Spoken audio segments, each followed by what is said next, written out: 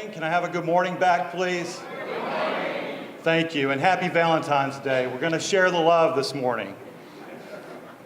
I'm Tim Walker, the Executive Director of the Metro Historical Commission, and I want to welcome you to TSU's Avon Williams campus for the 33rd Annual African American History and Culture Conference.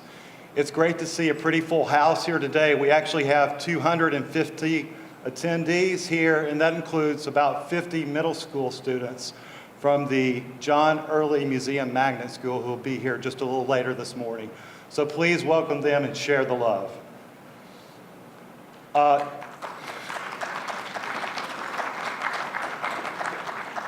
Thanks. Well, it's really been a great privilege and honor for the Metro Historical Commission to be a co-sponsor of this event with Tennessee State University since its creation in 1981. And I know you're going to be both educated and inspired by the lectures and performances you're going to hear today. They'll cover the diverse history and contributions of Nashville's African American community.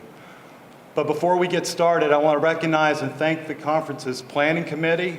And if you'd please stand when I call your name, they're right down here in front. First, the longtime co-chairs of the event, Dr. Revis Mitchell and Linda Wynn.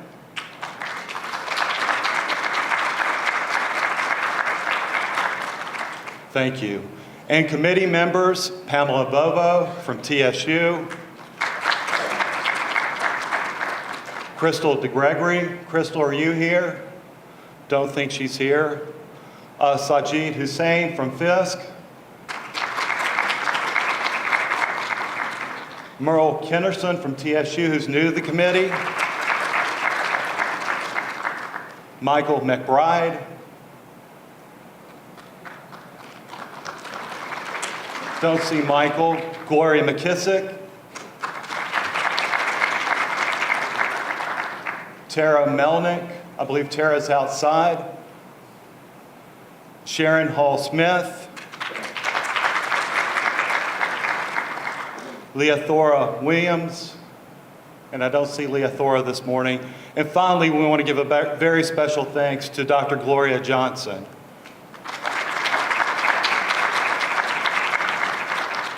Dr. Johnson really does a whole lot. She helps coordinate getting the space, and she'll be coordinating the lunch too. She's taking care of that, the good lunch we'll have later this morning or at midday. Finally, I want to recognize just a few other people before we get started. First, with the members of the Metro Historical Commission that are here, would you please stand and be recognized?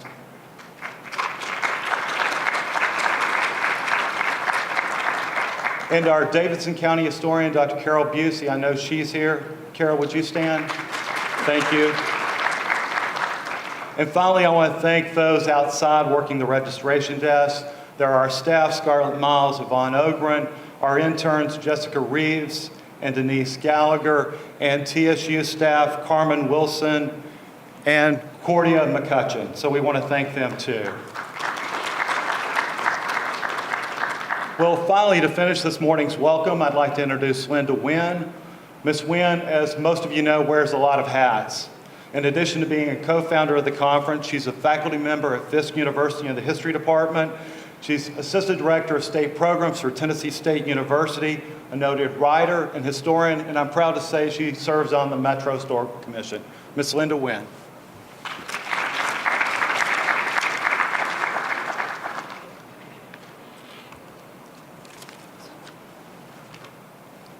Thank you, Tim. Good morning, everyone. It's good to see everyone out this morning as we celebrate Valentine's Day, among other things. I would like to recognize Dr. Smeller, head of the History Department, Tennessee State University. Also would like to recognize members of the Tennessee Historical Commission, Dr. Revis Mitchell and Norm Hill, my colleagues at the Tennessee Historical Commission, Dan Brown, Claudette Steger, and also would like to recognize the Sesquicentennial Commission member, Norm Hill and Revis Mitchell.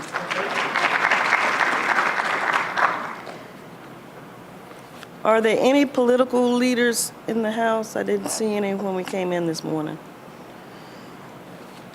We would also could not do this without the assistance of our financial supporters.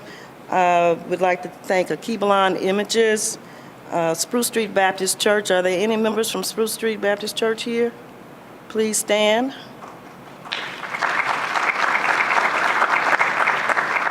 Let me also disclose that I am a member of Spruce Street Baptist Church.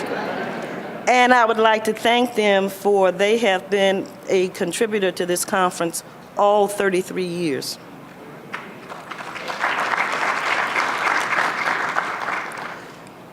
Also, the Tennessee Historical Society, Ann Toplovich, please stand.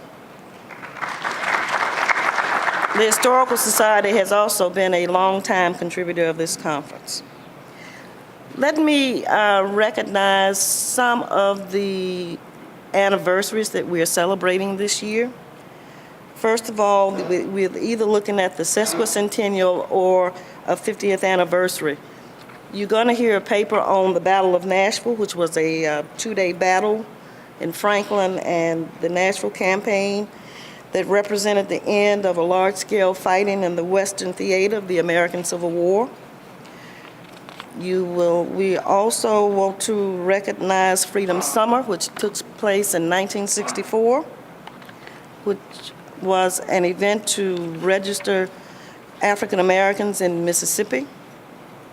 It was also known as the Mississippi Summer Project. And last but certainly not least, we would like to remember the 50th anniversary of the Civil Rights Act of 1964, which was passed on or signed by President Lyndon Johnson on July the 2nd, 1964. Also would like to bring to your attention a groundbreaking exhibit at the Tennessee State Museum. It is called the Slave and Slaveholders of Westington Plantation. It looks at the lives of both enslaved African Americans and their white owners on the 13,000-acre plantation in Robertson County. The exhibit is free and open to the public until August the 31st, 2014. Also, there's another exhibit which recognizes African American artists in Tennessee. The exhibit contains rarely seen works by acclaimed artists such as Aaron Douglas, Joseph and Buford Delaney, William Edmondson, Betsy Harvey, and Greg Ridley, who used to serve as a member on this committee. Also, I would like to thank the Tennessee Historical Commission and the Tennessee Wars Commission for the lovely program book that you have. This was donated to us by those commissions, so I would like to thank them for their assistance. At this time, I would like to call Pam Bobo, who will begin the program. Thank you.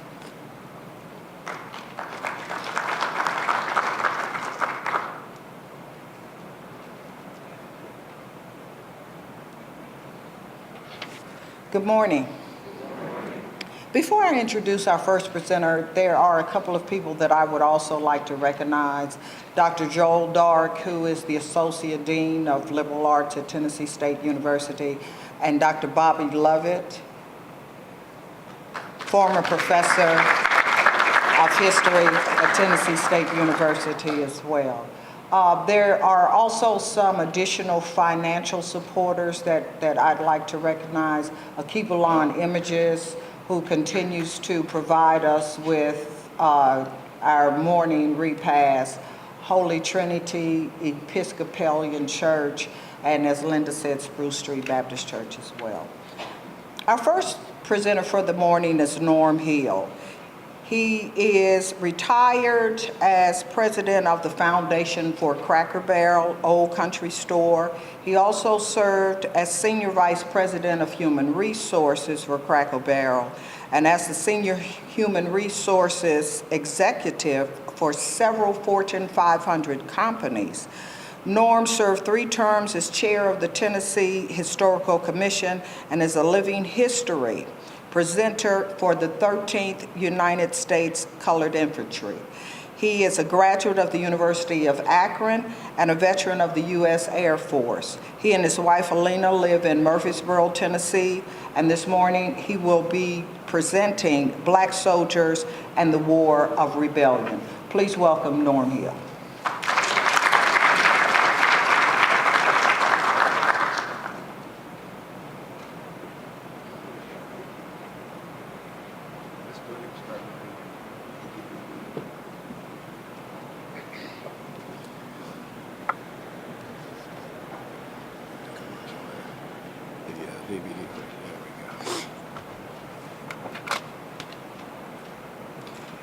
Good morning. We're going to start out this morning a little bit with the commercial.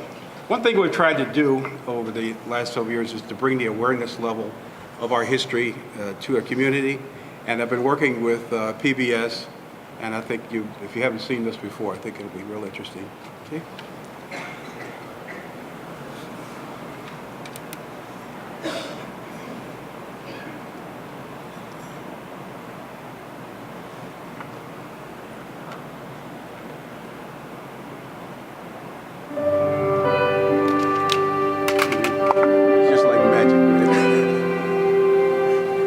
My interest in the Civil War began while looking through photography books in my high school library. And I lived near John Brown's home in Ohio. My name is Norman Hill. I'm retired and a former chairman of the Tennessee Historical Commission. I'm particularly interested in the important role African Americans played in the Civil War and their struggles in the military. It's a largely untold story of our history, as is this sacred place, the National Election Cemetery, where many Black soldiers are buried. National Public Television's Tennessee Civil War 150 series shed a lot of new light on many of these untold stories, like the impact of religion, the difficult new roles women faced, how music played a part in the war, and the Black experience back then. All important stories behind the battlefields about people and life back then. NPT is a community treasure and a curator. They capture our local history so well. Stories I can share with my children and their grandchildren.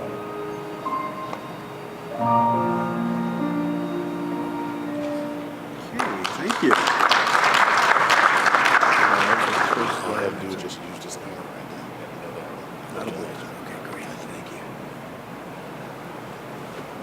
Well, good morning. It's good to see all of you again. Is this the one I'm supposed to? How about this one? How about this one here? It's better. Okay. I didn't wear my uniform today. It's Black History Month, and believe me, that uniform is getting a lot of work out, so I thought I'd let it rest a little bit today. Actually, I let it air out a little bit today, frankly. You know, when we did that commercial, you know, and I went through if you haven't seen the Nashville Cemetery up in Gallatin, there are approximately, about 100,000, not 100, but there's about 1,000 African-American USCT soldiers buried there. And the statue you saw there was also prepared then back in the early 2000s. We raised funds to, meaning the United States Colored Troops, along with Kwame Lillard and several other agencies here, to put that Black statue in the cemetery. You probably saw it at the beginning, and if you have your book, you'll take a look at the back cover of your book. That's the statue that's there. You know, it's one of the few that's been raised, and as a matter of fact, it's the only singular statue of an African-American soldier in any national cemetery in the country. We have it right here in Nashville. And I think it's something that you should go out and take a look at, understand that we raised the funds for that. We didn't take a lot of, any federal funding for that. We raised it, doing speeches, chicken dinners, just the old-fashioned way, nickels and dimes, to get that statue up. And it's up there, and I appreciate you going and take a look at it, okay? It's wonderful. On the front cover is another thing you might notice, too. The young man on the front cover here, standing there with that defiant look on his face, that's Keith. And Keith is a relative of the family, the Overton family, who were descendants of slaves from the John Overton's plantation. And we corralled him and dressed him up and put him in that uniform and said, why don't you represent your family here? And he was quite proud of it. Now the girls really like to look at his picture now too. So, but I want you to recognize their family here, the Overton family. Would you please stand up and let me say hello to you? This is Houston and Mary Overton. Thank you.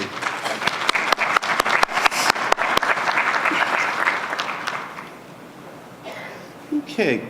In going through the cemetery, there was reminded that last year I had an opportunity to get to Normandy, and I went out into the cemetery, to the American Cemetery in Normandy. And among all of the headstones there, you begin to realize that there were black soldiers, certainly in every war, but even at D-Day. And I stood beside the monument to Black Brigade. That was a barrage balloon brigade that was decimated during the Battle of Normandy and D-Day. So we've been represented in just about every war that this country has been in, yet we tend to be overlooked, forgotten, and even in Saving Private Ryan, we didn't get mentioned at all. It's still a sore spot with us. But we're going to continue to go at it and continue to do this. The reason I put my heading up here of African Americans and the War of the Rebellion, America's Forgotten Legacy, because as a challenge to us as historians, I think we really need to let people understand that we need to look at history from not a current politicized view, and I hate to say politically correct view, but from a political, and take a look at what happened and do the interpretation for people to begin to understand it. Don't let them forget it, but let them understand this actually happened, that there were participants, and that African Americans, women, white, black, Asian, Jewish, all participated in making this country what it is. Sometimes it's good and sometimes it's not, but certainly we need to know and continue to bring it before people's minds. The War of the Rebellion, and I call it that. These people want to call it the Civil War, I guess. The War of the Rebellion is the correct heading for it. And I centered my talk today a little bit around people, about how they lived, what they wanted, what they expected, and what, who were these people? I try to get a little bit closer to that. As a human resources professional, my role for the last 20, 30 years before I retired was looking at people and selecting people and trying to find out who's going to be successful and what is it about that person that's going to make them fit into an organization. So naturally, taking a look at people was my goal in looking at the Civil War. So my first question was, who were they? Yeah. First question was who were they? But to begin this, it's important to begin with the Emancipation Proclamation. January 1, 1863. If you were here earlier this year, you attended our state museum had the copies of the original Emancipation Proclamation. Our group stood in honor guard for that viewing. We had almost 30,000 people come through, so it's still alive. It's not just a dead document, and we brought it out of the archives, the National Archives, to display it. 30,000 people went through our museum here in Nashville. If you missed it, I'm sorry. You should see it. If you did see it, thank you for coming. What impressed me most about it certainly was that at one point we had this very elderly black woman came through in a wheelchair with her family. I mean, she must have been 90, 95 years old. I mean, she was really, but she had to see the Emancipation Proclamation. And I'm going to tell you, they wheeled her. It was like the sea opening up when she came through the line. And people, made room for her. And she looked up and she touched the page and touched the front of it there. And then I want to tell you, there wasn't a dry eye in the building because we all recognized the significance of it and what it meant to her. So the document is still alive. Whatever it means or what you think it means, it certainly means a lot to us, and it certainly means a lot to many, many, many generations. It's important also to note that the Emancipation Proclamation itself was a military order. Abraham Lincoln had no authority to end slavery. But he did have the ability to cut off the labor of the Confederate Army. And particularly when he saw what was happening, they were being used as labor to build the forts, to build the entrenchments, the hospitals, all that sort of thing. So labor in the Civil War was a big, big deal. It was a big deal for the North as well as the South. The North had labor battalions, much as the South had.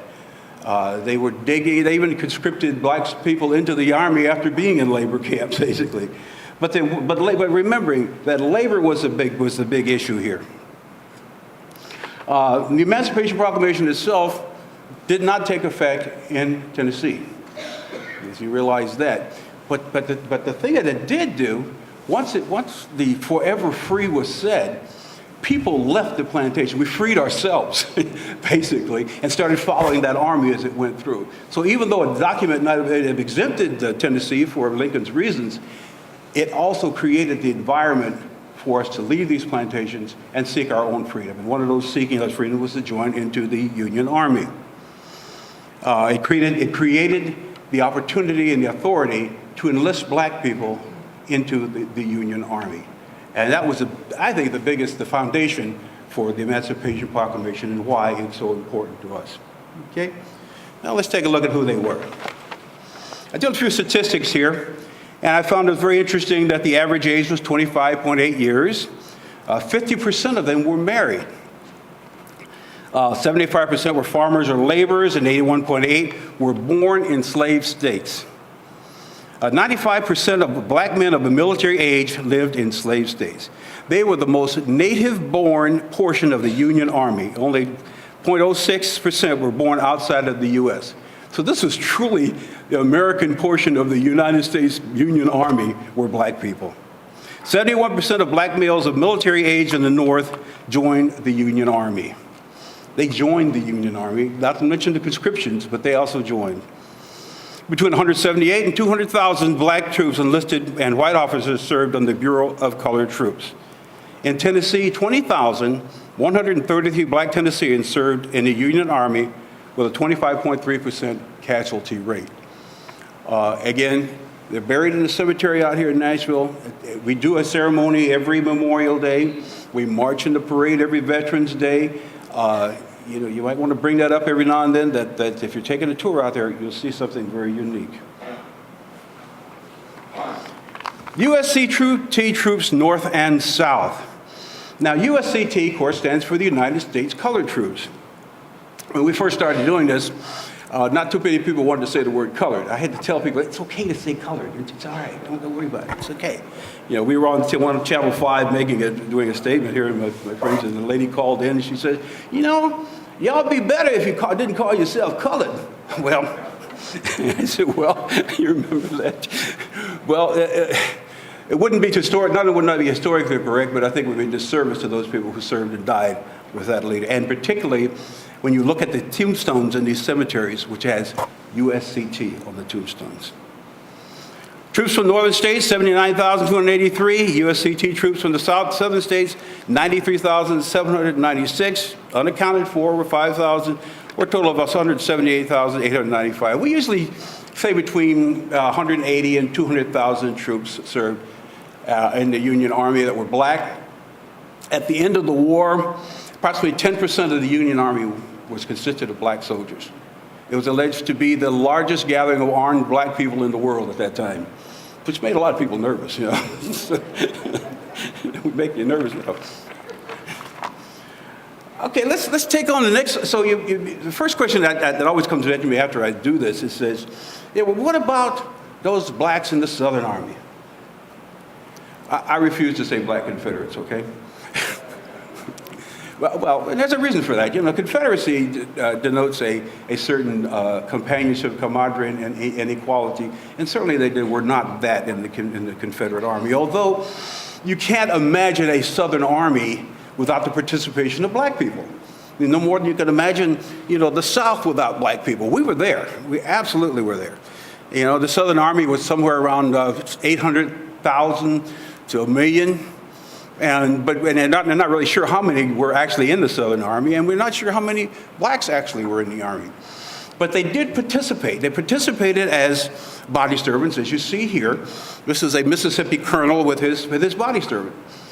Now, if you take a look at him, yeah, is he wearing a Confederate uniform? Oh, yes, he is. Is he standing there next to the master? Yes, he is. Is he showing deference? His hat's in his hand. Now, if you're a soldier and you're charging onto a camp and you see this guy in the Confederate uniform, you're not going to ask him, are you slave or free? And he's not going to tell you, hey, don't shoot me, I'm a slave, because he's going to shoot back. And I think that's where some of this misinterpretation has come, because there was a lot of loyalty between slave and master. As a matter of fact, it ran back into the families. I think, having grown up in the North, I didn't really understand this until we moved south. My family, my grandfather's from Alabama, and I always tell people they call me the Yankee cousin. So when I come back and they talk to me. But they were Southern first. They were community first. And in participating in that community, it was kind of a pride and honor to go into battle with the master's son or with the master as they went in and joined the Confederate Army. And they did participate there. As a matter of fact, it's been alleged that the biggest contribution of African Americans to the Confederate cause was they freed up approximately 80% of the white males of military age to serve in the military. So that's considerable. When you've got the home front covered and you can go out and fight a battle and not worry about it, that was significant. Therein, if you really wanted to cut them off, you freed them, and which is what Abraham Lincoln did. Okay. Now, in getting black soldiers in, you had to recruit them. You had to go out and you got to convince them. Here's a broadside of how they went about to recruit these black soldiers, these black people to participate with the Army. And this is how they appeal to it. It's not that much different from appealing to the military today. When I joined the Air Force, man, it was like, come on and help us out here. We're free Vietnam. Men of color, to arms, now or never. 3 years of service, valor and heroism. Are free men less brave than slaves? Boy, that's putting it right to you. So they did join up, and they signed up, strike now. Yeah, they marched in all right. These soldiers were, they came out of patriotism. They wanted to end slavery. And some of them just came just because they were hungry. They needed a place, they needed food, they needed a shelter, they needed protection. Throughout all my studies of this, one thing keeps popping up about it, as I read a lot about it, was that these two soldiers said, I got something to eat. Don't discount hunger in this whole thing from both sides. I mean, we may look somewhere askance in these foreign countries and third world nations about hunger, then we weren't much better off during the Civil War. I mean, we were hungry, and hunger and protection was very paramount in driving them into the Army. Both sides, okay? Let's take a look at how they did it. Now, here's old Jackson. You've probably seen this one before, and it says, Jackson as he came into our Union camps. And there he is, he's raggedy, and he's hungry, and he needs some clothes. And he's really coming up and he's saying, well, geez, I got to do something or I'm going to die out here. So he's coming in, and they took care of the picture of him coming into the camps. So they took care of him, and voila! Jackson suddenly became a drummer boy. And now he's fed, he's clean, he's happy. I mean, as they said in the old movie, Glory, every day like Christmas. He was well received. And, as young as 15 years old, these drummer boys went into battle, and they were killed. You wouldn't think about, and not just black drummer boys, but white boys who went in, and they were just kids. And directions were given by flags and bugles and drum calls. So if you were in the opposition, what you wanted to do was get the flag bearer, you wanted to get the people that made the music, the shooters and the tutors, and then you wanted to get those drummer boys, and you wanted to get, and they were killed right there on the field. We do a mock ceremony periodically. We've done one at Fort Negley, where we actually have a cemetery, have a funeral for a black drummer boy. Okay. Now, there was another element too to the Army, and this followed the rest of us, were white officers in black regiments. Now, this is C.J. Marshall from the 96 USCT. He's part of my collection. Marshall was from Texas, and he served in Louisiana with the former Corps d'Afrique. He was white, and the Native Guard, as they call them, were actually had their own black officers until they were brought into the Union Army, and then the black officers had to be reduced in rank to sergeants, and they brought in white officers. Well, Captain Marshall was one of those officers. He lived from Texas. And before you start discounting these guys, just remember that the Confederacy said that any white officer caught in arms with black soldiers would be considered as inciting servile insurrection and would be subject to execution. They were not considered to be taken as prisoners. And so if you were a white officer with black soldiers, you were just a rabble-rouser. So they took quite a bit under themselves. Many of them were killed because of that. So Colonel C.J. Marshall and other white officers did serve under some very strenuous conditions. Here's one you might recognize. From Glory, the movie Glory, there was on the far right of it, you see Colonel Robert Gould Shaw from the 54th Massachusetts. That's an actual picture of Colonel Shaw, and he looks like a young kid. Right beside him is a little bit of Hollywood magic. It's Matthew Broderick, that's right. They did a good job, didn't they? I think they did an excellent job.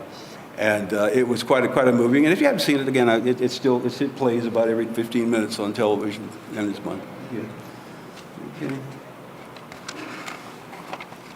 Now, while we're on the 54th, let's talk about Sergeant William Carney. Sergeant Carney was the first recipient of the Medal of Honor. It's interesting to know it took him 37 years to get that medal after his action at Battery Wagner in Charleston, South Carolina. I have had a chance to meet his descendants and also see the medal that he was given. And they're quite proud of him and quite proud of what he had accomplished.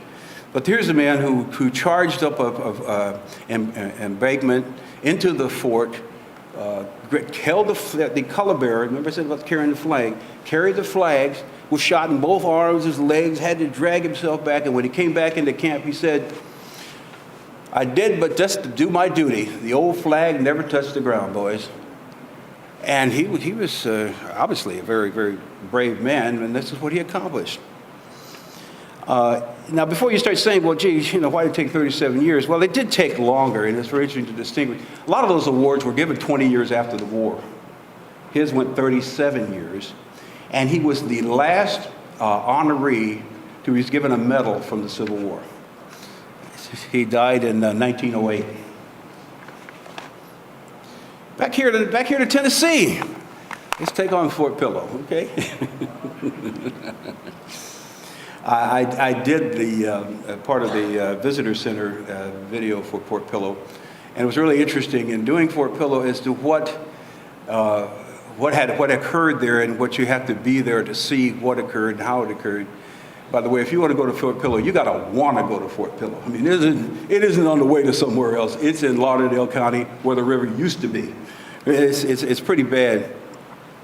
But we still refer to it as the Fort Pillow Massacre. And there's some controversy as to whether it was a massacre or whether it wasn't a massacre. I'd leave it to you in your studies. You want to look a little bit closer at it and begin to realize that out of 400 black soldiers who surrendered there, only 20 survived. So, and that was after they surrendered under the black flag. Forrest said, take no prisoners. And there are various ways of spinning that and putting it. I'm certain that the Union Army, the North, presented it one point of view. Forrest and his followers said, look, we were just looking for supplies and they were on our way.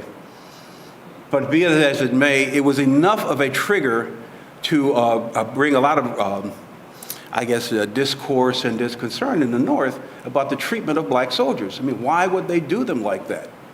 And the North certainly used that to its best advantage. The South said, well, they were just what they call their homegrown Yankees, because they were Union soldiers that were raised in that part in Tennessee. And real interesting. Take a look at it. Make your own decision about it, but they still call it the Fort Pillow Massacre, and that's the reason for that. The next of significance is certainly the Battle of Nashville, and further speakers will speak a little more detail about the Battle of Nashville. But what you have here is a portrait about 1862 of Fort Negley. Now, Fort Negley is right down the street here. If you haven't been there and seen it, it's been reconstructed as a ruin on the rounds of the OWPA reconstruction years ago. But Fort Nagle is pretty significant as part of the defenses of Nashville before Hood's approach. At one point, Nashville was one of the most fortified cities in the States. Behind Washington, Richmond, Virginia, was Nashville, Tennessee. We were that critical. Black soldiers' involvement here had to do with maintaining the railroad and the supply lines from Johnsonville on the Tennessee River to, and then the railroad that ran in here into Nashville. And they guarded that primarily. They built the railroad, guarded it, supported it, and later went into battle to protect it. Fort Nagle took 2,768 laborers, and of that, 600 to 800 died. Only 310 actually got paid. The most notorious thing about that you'll also see is certainly that labor, as I said again, was very critical. And labor meant that the Union Army had to get people wherever they could. And by taking the people where they could, they actually went into churches on Sunday morning, surrounded the churches with bayonet point, and marched the parishioners out to work on this fortification. This was, yes, you may look at it as an atrocity, and certainly it was. However, this fort was never taken. It was never in serious jeopardy. There was one occasion in which Forrest actually tried to approach the fort. The laborers who were there, who were later conscripted into the Union Army, stood on the picket line with forks and knives and hammers and sickles in defense of that fort all night. So they actually knew, even though there was horrible circumstances, they knew that their best chance for survival, for liberty and freedom, had to do with protecting this fort and this city. Very fascinating when you look at it. So if you have a chance to get up there, take a look at the Battle of Nashville. I went into some of my photography here, and I have another little depiction of the Battle of Nashville, and looked at our group, the 13th United States Colored Troops, and this is a portrait of black soldiers charging Overton Hill, okay? And as you can see, there's a lot of action going on there. I mean, these soldiers are serious. The 13th was formed out of Murfreesboro, and within it, and the 13th itself was one of those who guarded Johnsonville, the railroad, et cetera, did the railroad lines, the labor, et cetera, for it. And during the battle, they were mustered into ranks, and many of them had just been issued muskets. They hadn't really fired muskets. But they formed in, they created such a diversion and such an action that the Confederate troops thought this was the real attack. At the end of the war, at the end of that battle, it's significant that their actions were so brave that the Confederates even remarked that I've never seen so many brave soldiers approach our lines, but they came only to die. And General Thomas, the Union general here, basically said, look, after seeing all these bodies laying on the ground, this settles it. Black soldiers will fight.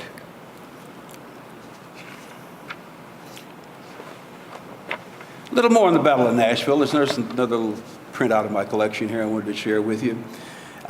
Even though they did fight in battle, even after the battle, black soldiers were used in garrison duty too, and here they are shown guarding Confederate troops. This is not a real popular picture, I'll tell you. Okay. But if you look down in the lower corner here, you might be able to see it on this picture, but inside this, the gentleman that's facing you is holding a Confederate flag under his coat. Right there, so you can just about see the stars here. So they didn't just give up. I mean, they were still defiant to the end, and they also remembered Fort Pillow. Okay, how are we doing? Okay. Now, as I proceeded through here, I covered all the men, etc. And as the ladies of the 13th, which, by the way, wouldn't let me do this, and I wouldn't do it without talking a little bit about women. Okay. The 13th USCT, our group, is one of the few noted in history books as having put together a flag before they went into the Battle of Nashville, and it said, to the 13th USCT from the colored ladies of Murfreesboro. I mean, it's actually seen in the Confederate Veterans magazine. It was captured at Nashville, taken into Mississippi, into Alabama, and lost to history. But women took a lot of pride in supporting the black soldiers and their communities and their families as they went into the battle. but they had to stay home. They followed they followed the camps in the encampment. They did laundry, they did the labor. They actually did work at Nagley. They were some of those people who were conscripted out of the churches. It's interesting to know, too, that soldiers' pay at that time was $16 a month for white soldiers, but it was $10 a month for black soldiers, less $3 in uniforms. And a lot of them didn't get paid, died without getting paid. So these women had to survive on whatever they could, whatever they did, on very little. And the war itself, while men were getting glory, women were surviving. And not just black women. I'm going to tell you, you got to look at this broadly, because women even whites who had everything and supported, particularly here in Nashville, they had to survive and get by too. My friend who wrote The Widow of the South brings that up quite clearly. So I think you need to look at it. The war itself had impact on women and children as much or more than it did on men. Okay? They served as spies. They went. They were wives. They were companions. They were. The lines here when Nashville was in siege were very porous.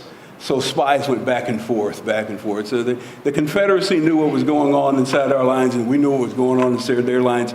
I mean, they didn't have email, but they had people mail. They did pretty good at knowing what was going on. So women served with pride. They also served with prayer. Now let me tell you, the bulwark of this war, you can look at the two armies who prayed to the same God, and each one felt that they were right and going to win.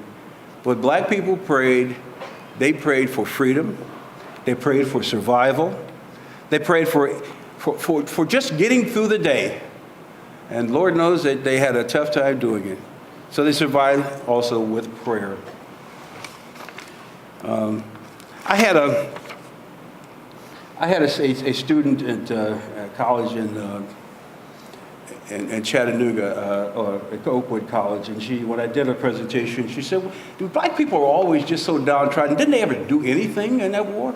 I said, yes, they did. The very fact that you're here now meant that they did something. And they also had a lot of perseverance. They stuck with it. They stayed through it. Take a look at the women that are shown here in this photograph from a plantation in the Carolinas. You can see she's got her hand on her hip.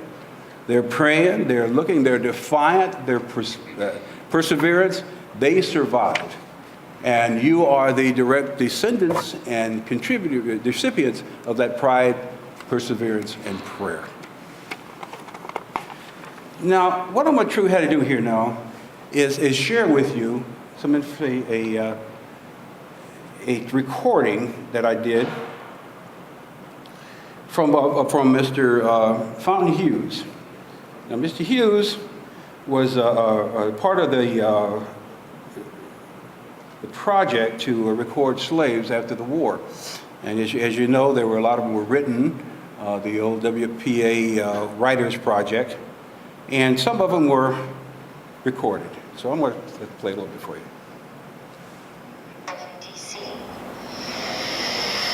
My name is Fountain Hughes. I was born in Charlottesville, Virginia. My grandfather belonged to Thomas Jefferson. My grandfather was 115 years old when he died. And now I am 101 years old. Welcome to the American Folk Life Center's podcast series, Voices from the Days of Slavery, Stories, Songs, and Memories. Drawn from the unique collections of the Center's archive, the series presents first-person accounts of African Americans whose experiences span the last years of slavery. They were recorded during the 1930s and 1940s, most often for the large-scale documentation projects sponsored by New Deal agencies during and after the Great Depression. Many of these recordings survive only as fragments, and the audio quality occasionally suffers because of the deterioration of the original recorded media. Nevertheless, the compelling voices of these individuals transport the listener to a defining period in this country's history. in this 1949 interview conducted in Baltimore, Maryland, Mr. Fontaine Hughes recounts his memories of slavery times and heard an adornment of the Library of Congress. Who did you work for? Where did I work for? Yeah. When I was a slave? Yeah, when you were a slave, who did you work for? Well, I don't know. When I was a slave, my mother found me money.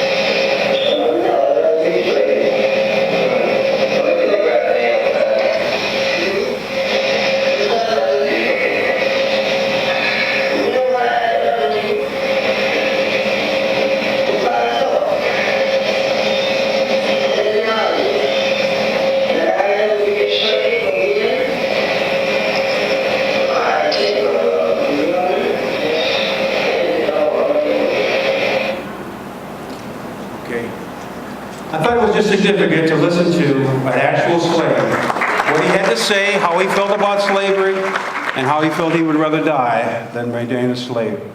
Have we got time for a poem? No. Thank you very much, and we appreciate your attention. All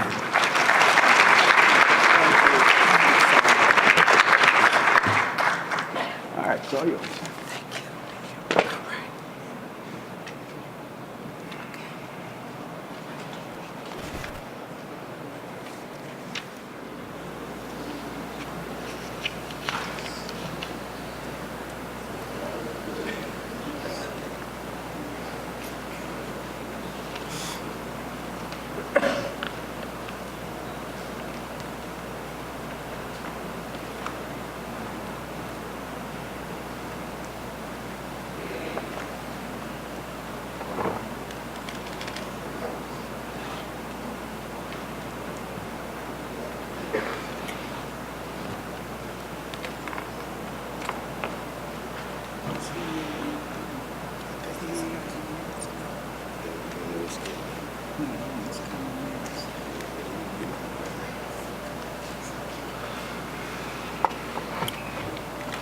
The title of our next presentation is A Magnificent Beginning, Remembering the Battle of Nashville.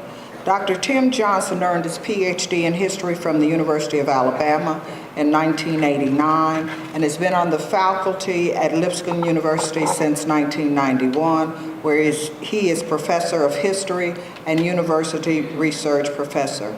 He earned outstanding teacher honors at Lipscomb in 2001. Johnson's 5 books and 22 articles focus on the history of the United States Army in the 19th century. He has been a research fellow at the Virginia Historical Society, as well as a researcher at Yale University.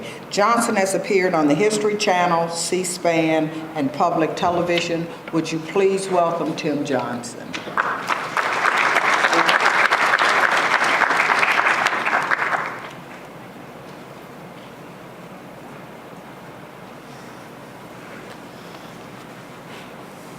Good morning. It's a real pleasure to be here with you today. I am primarily, my research mostly focuses on the Mexican-American War, but I teach at Lipscomb University. The campus is in Green Hills, and if you know anything about the Battle of Nashville, you know that our campus sits on the western end of the battlefield. And so I would often sit at my desk and look out the window and wonder what happened just outside. I wonder what went on during the Battle of Nashville, right here, right where this building sits.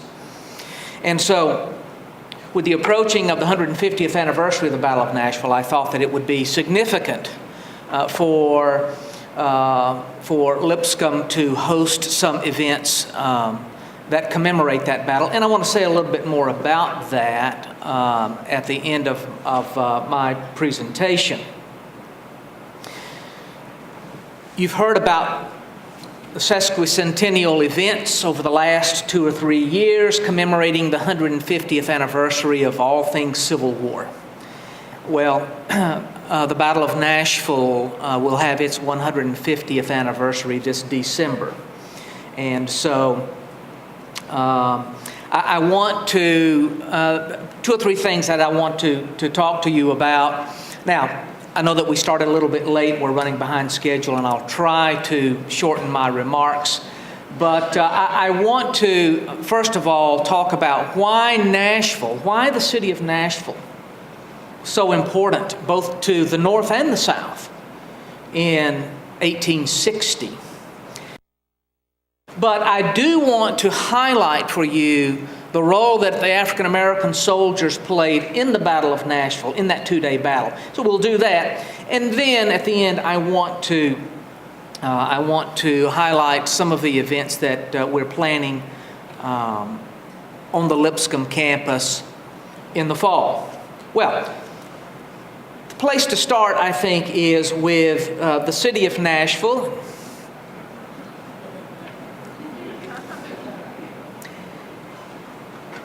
I hope that's not me. I hope my side is not fading. We need to understand why the city of Nashville was so important in 1860. And so I want to begin with that. Nashville, in fact, Middle Tennessee was the keystone to the integrity of the Western theater of the Civil War. And Nashville was the most important point of that keystone. There are 2 or 3 reasons why Nashville was such an important city. First of all, it has to do with manufacturing. Nashville was a vibrant and diverse city, a diverse economy. In 1860, the city and its surrounding suburbs covered 6 square miles. About 30,000 people made up the population. And as historian Bobby Lovett tells us, in 1860, Nashville was home to about 80% of Tennessee's free black population. Nashville produced leather goods, carriages, railroad cars, farm implements. The city had foundries, furniture plants, a shoe factory, a brick yard, insurance companies, tobacco factories, breweries, hotels, banks. The city was important. It was important economically. And when you consider the fact that the North had 5 times more manufacturing establishments than the South, that made Nashville all the more important to the Confederacy. And of course, after Tennessee voted to leave the Union, to join the Confederacy, many of those industries, manufacturing concerns that I mentioned, many of them were converted over to making war supplies, war goods, sabers and gunpowder and knapsacks and percussion caps and gun carriages and pistols and the like being produced in Nashville. And so that made Nashville a crucial city for both the North and the South. But this area, for another reason, this area was a breadbasket. It was a center for food distribution. There were 20 grocery companies in Nashville. Davidson County and the 7 surrounding counties had over 1.1 million acres of improved farmland in 1860. And according to the 1860 census, Davidson County farmers produced 1.1 million bushels of corn in that single year. In the region, in 1860, 13 million bushels of wheat were produced. Now, there's 60 pounds of wheat in one bushel. 13 million bushels of wheat produced in this region. So it was a very important breadbasket. And, you know, in the last half of 1861, about half of all of the hogs that were slaughtered throughout the South, over half of them were slaughtered in Nashville, Tennessee. And so by 1862, by January 62, the city had become a giant supply depot for rebel armies. A third reason why Nashville was important, it's a transportation hub. 5 railroads converged on Nashville, connecting the city to Louisville, Chattanooga, New Orleans, Memphis, Charleston. There were 11 turnpikes, all macadamized roads that radiated from the city in every direction. And then there's the Cumberland River, which connected Nashville by water to the Ohio River, the Mississippi River, and all the way to the Gulf of Mexico. And so for these reasons, these are the factors that made Nashville a vital strategic objective for United States forces in 1862. And after capturing Nashville in February 1862, it was important for the Union forces to hold the city. A couple of quotes from historians. Stanley Horn said that Nashville in 1860 was the most important southern city except New Orleans. Thomas Connally said that no other western city was so vital to the Southern war effort. Well, as you're aware, Nashville was captured by U.S. forces in February 1862. It became a military headquarters for United States forces in the Western Theater.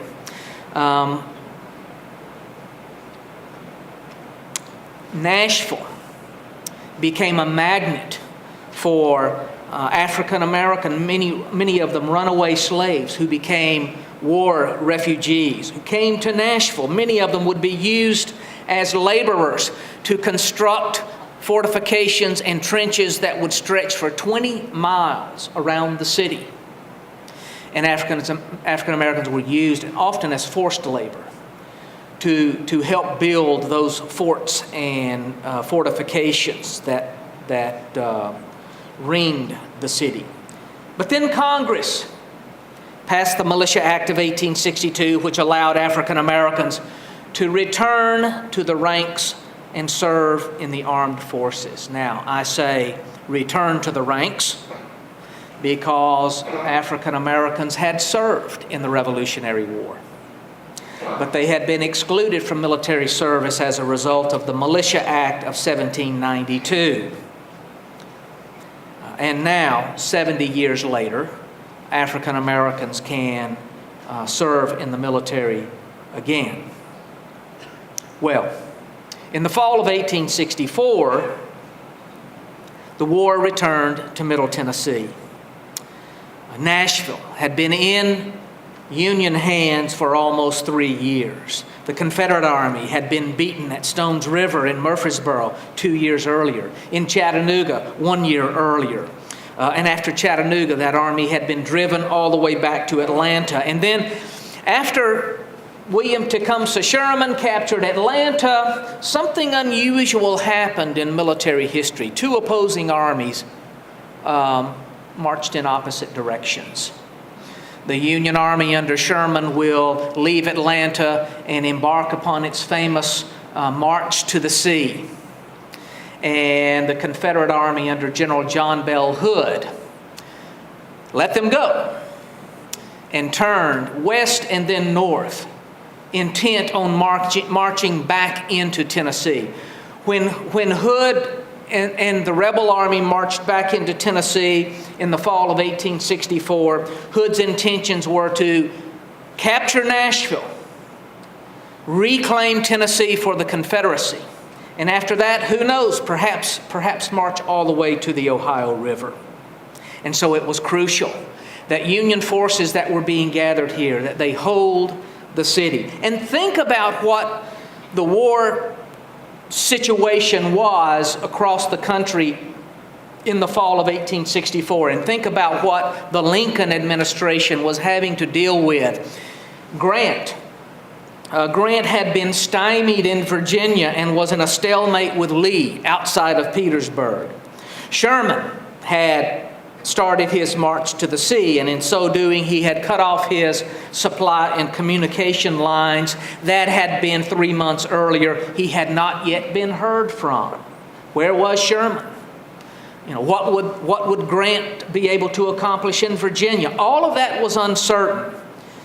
The North had to hold on to Nashville. And so the Union general here, General George Thomas, had pulled together units from across the state and other areas to create sort of an ad hoc army here to defend Nashville as the Confederate Army marched up from Alabama. And in that United States Army that was created here, there were numerous United States colored troops regiments, USCT regiments, that came together here. The 14th, 15th, 16th, 17th, 18th, and 44th regiments that made up the 1st Colored Brigade. And then the 12th, 13th, and 100th regiments that were in the 2nd Colored Brigade. Well, the Battle of Nashville began on December the 15th, 1864. It will last for 2 days. Union General Thomas attempted to execute what was a typical sort of Napoleonic battle tactic. He wanted to attack on one side of the enemy line, and that was really a diversion. The real attack would come in another place. This is a tactic that Napoleon had exercised at least 30 times during the Napoleonic Wars. Well, in that diversionary attack on the east end of the battle line were USCT troops. On the morning of December 15th, when the fog lifted, 7,600 U.S. troops, made up principally of Colonel Morgan's 1st Colored Brigade, formed up along Murfreesboro Road. They marched along Murfreesboro Road, turning with the intention to attack the Confederate line in flank. Now, you have to sort of imagine Nashville and the surrounding area. On that first day, the battle line ran roughly along I-440. and it stretched for about 7 or 8 miles from roughly Hillsborough Road all the way over beyond Nolensville Road to the east. And it's over beyond Nolensville Road where this initial attack took place on the morning of December the 15th. And these African American troops went into battle, attacked roughly about where Polk Avenue and Murfreesboro Pike intersect today. It's several hundred yards east of the Nolensville Pike. As they advanced on the Confederate right flank near the Nashville and Chattanooga Railroad, they hoped that their attack would be a surprise. It was not. The rebels had been watching their approach. In fact, many of the Southerners had grown angry when they saw that they were about to be attacked by black Union soldiers. Confederate Private Philip Stevenson from Arkansas said that this realization, quote, excited in our men the intensest indignation. Well, when the Federal troops attacked, they actually charged right into a trap that had been set. They're pinned in right along the railroad cut.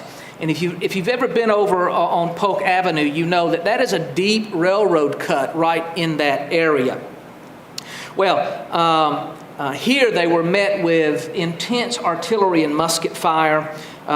Many of the soldiers jumped into the 20-foot deep railroad cut trying to find cover. There was no cover to be found. They were in a crossfire. They were almost at point-blank range. Many of the soldiers suffered broken legs jumping that far down into this ravine. Scores of men were shot down, killed, wounded. Colonel Morgan, that brigade commander of the 1st Colored Brigade, would later report that his men, quote, rushed forward and did not falter for a moment. But in the fighting along the railroad cut, that brigade suffered 300 casualties. Meanwhile, on the opposite end of the battle line, the Confederate line broke to the west along Hillsborough Road. The Confederate Army retreated late that day and took up a new position. Several hundred yards south, they retreated actually right across the Lipscomb campus and took up a new line roughly along Battery Lane, if you're familiar with the Green Hills area. Well, that brings us to the second day of fighting when, once again, USCT regiments would launch the initial attack that afternoon at the east end of the line. It was the Confederate right flank again that they were assaulting, but this time on Overton Hill. Confederate position was strongly fortified on Overton Hill, Peach Orchard Hill it's sometimes called. If you know where Franklin Road Academy sits up on the hill, the big flag and the football field there overlooking I-65, that's Overton Hill.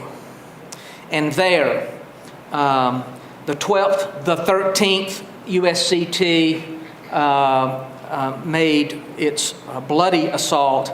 Again, heavy fighting on this part of the battlefield on the second day of the fighting.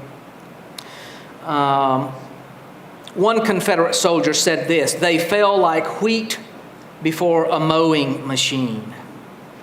Another rebel remembered that the hillside was, quote, literally blue and black with dead and wounded. "We certainly laid them out," he remembered. The heroism exhibited by members of these USCT regiments is largely forgotten by the general public. People generally have never heard of Henry Dodson of the 12th USCT, who was shot in the ankle, bayoneted in the chest. He was cut with a saber blow, but he survived the battle. Edward Polk of the 12th USCT suffered 2 bayonet wounds. He lived into the 20th century, but he suffered pain all of his life as a result of the wounds that he suffered on the second day of the Battle of Nashville. Well, there are others, Hayes Moore, Thomas Cross, other examples of African American Union soldiers who fought and bled on Overton Hill on the second day. And I sometimes wonder, Norm Hill talked about the Congressional Medal of Honor, and I wonder if someone really dug into the records and did some research on the fighting, particularly in the 13th USCT. I wonder if maybe they couldn't find a deserving recipient, someone who could be awarded posthumously the Congressional Medal of Honor. That would be a huge accomplishment to discover that. Well,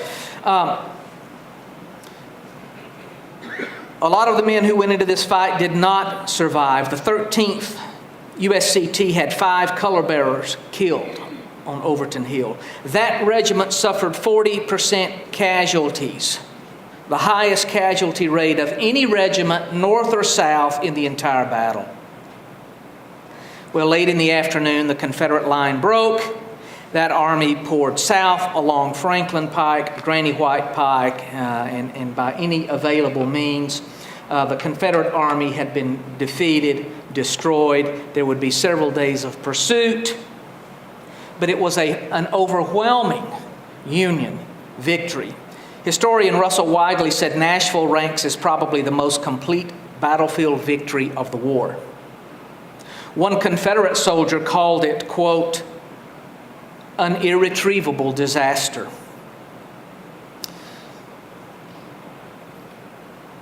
Stanley Horn, in covering the battle in his book on the Army of Tennessee, entitled this chapter, The Beginning of the End. The victory had been a significant Union victory. That night, the night of December 16th, President Lincoln sent a telegram to Union General Thomas saying, "You have made a magnificent beginning. A grand consummation is within your easy reach." It was indeed a magnificent beginning, the beginning of the end of an entire Confederate army, the end of the war in the Western Theater. The war would only last another 5 months. But why has the Battle of Nashville been so erased from public memory? More to the point, and for our gathering here today,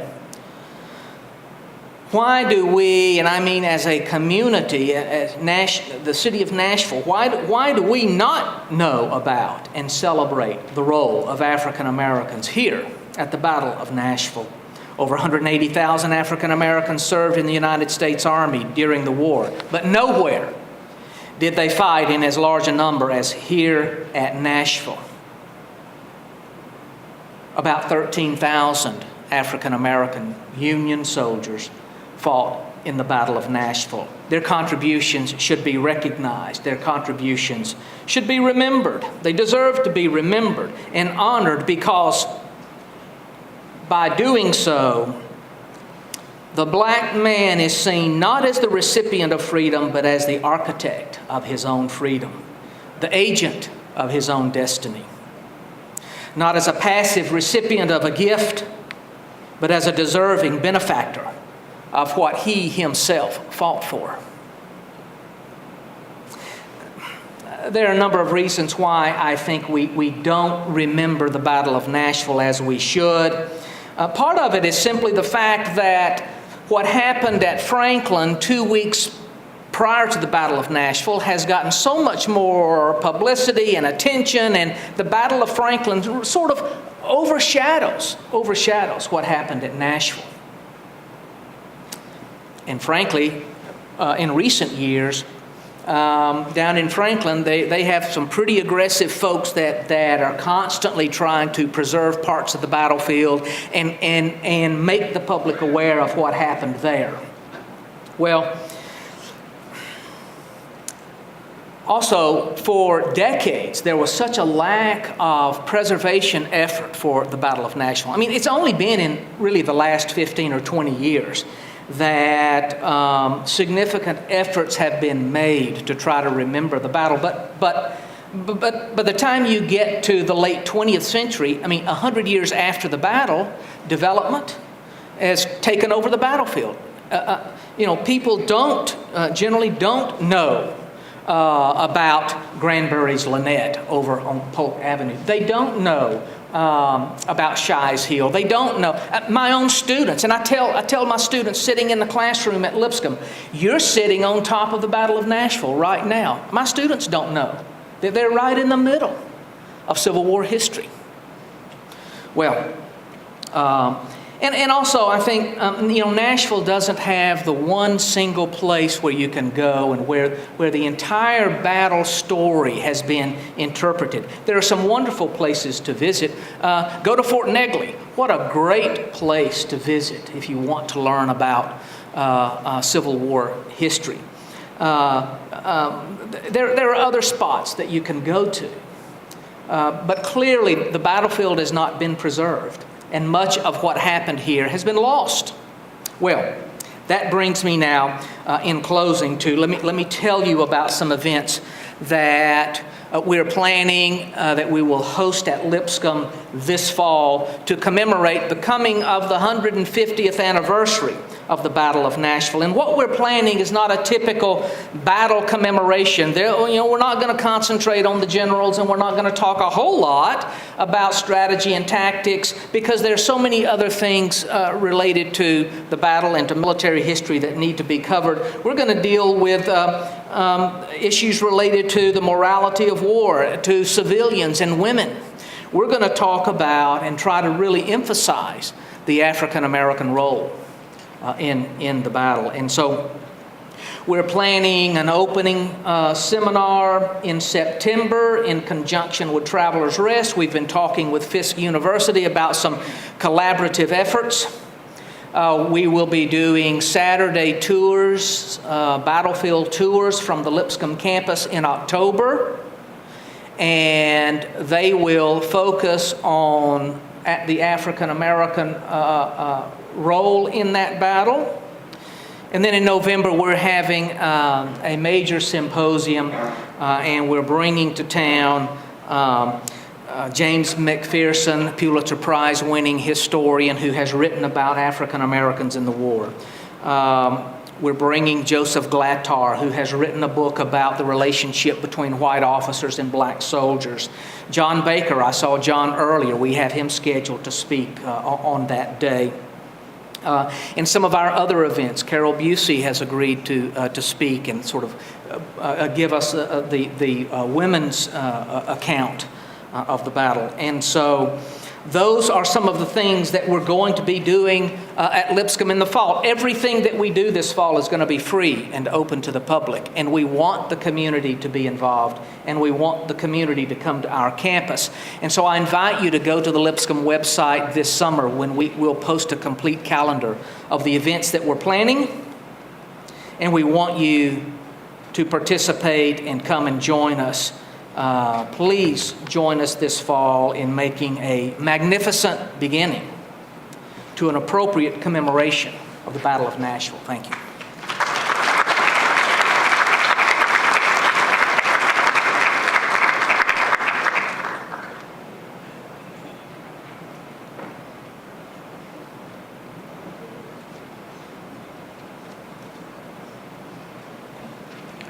Thank you, Dr. Johnson. We're going to take a 10-minute break, 5-minute break. We ask that, because we are a little behind schedule, we ask that you not wander too far away, and we'll be back in 5 minutes. Thank you.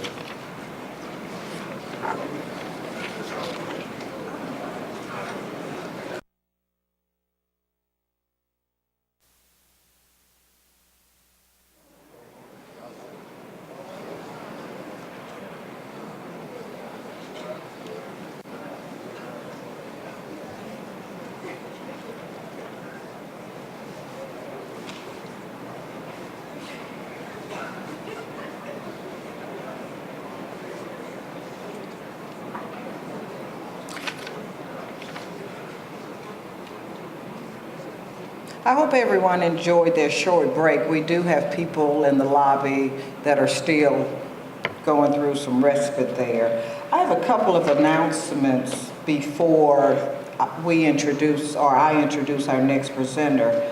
First, we'd like to recognize the young people from John Early Middle School.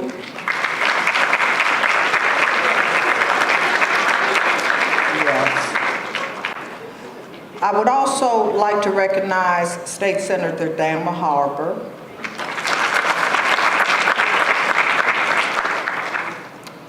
A short announcement. Dr. Lee Williams from the History Department at Tennessee State University is seeking individuals to do oral interviews on North Nashville. All histories, because there have been so many that have not been recorded, but if there's anyone here that has a strong North Nashville background, or anyone at home that's viewing this on TV, and you would like to share that information with Dr. Lee Williams, you can go on to the Tennessee State University webpage to access that information. One last thing before I introduce Dr. Walsh. There's a young man here that's in Civil War attire. We'd like to give him just a few minutes. He's Gary Berg, and he wants to come up. His presentation was actually part of Mr. Hill's presentation, so we want to allow Gary to come up and just take 2 minutes of your time.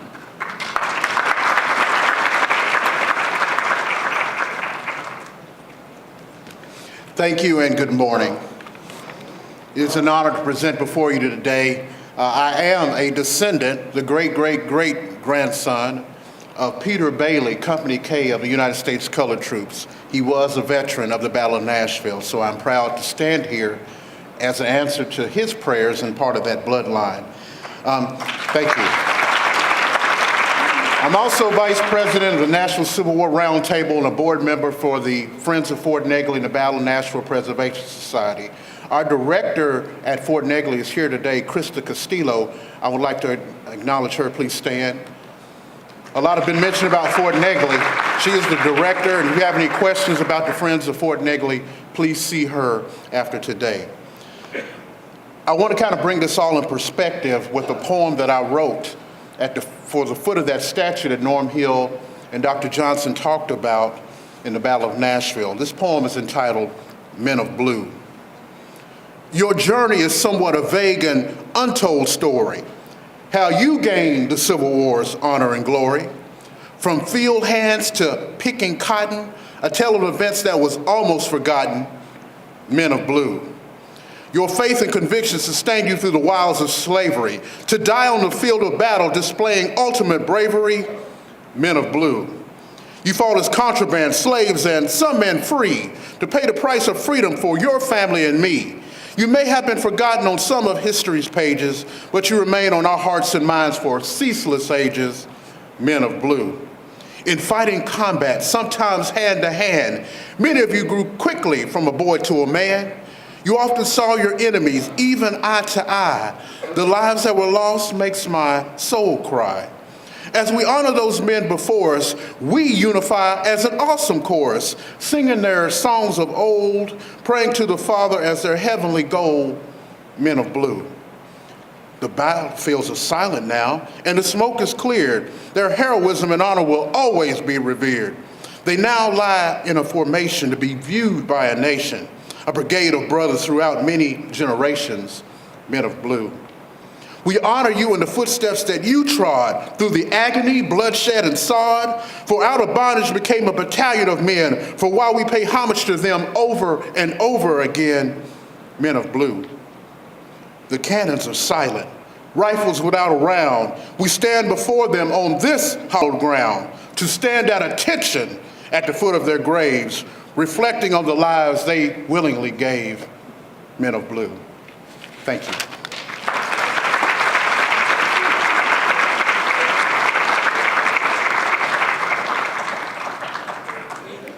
Thank you, Gary. Janet Walsh has over 15 years of experience enhancing academic library services through technology, marketing, administration, and instruction.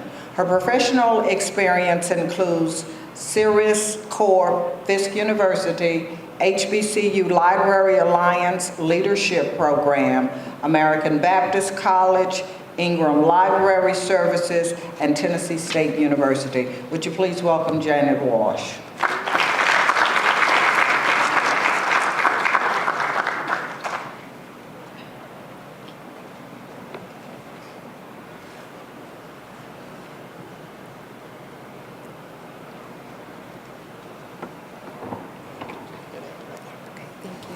So will all the librarians in the house make some noise? So will all the researchers in the house make some noise?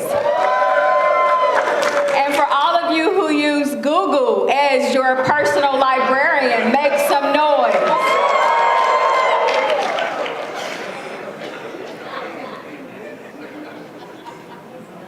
Oh, sorry, Ron.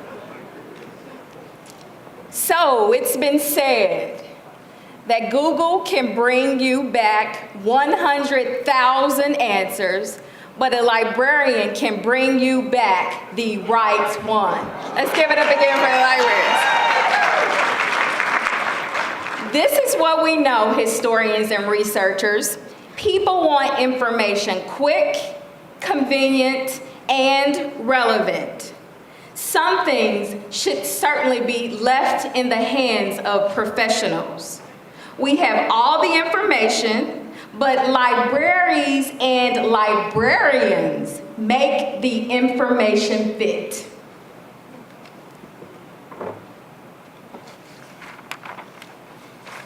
Technology allows us to read, to write, to gather, and share information from our phones, our tablets, automobiles, 30,000 feet in the air. Information is everywhere at our fingertips.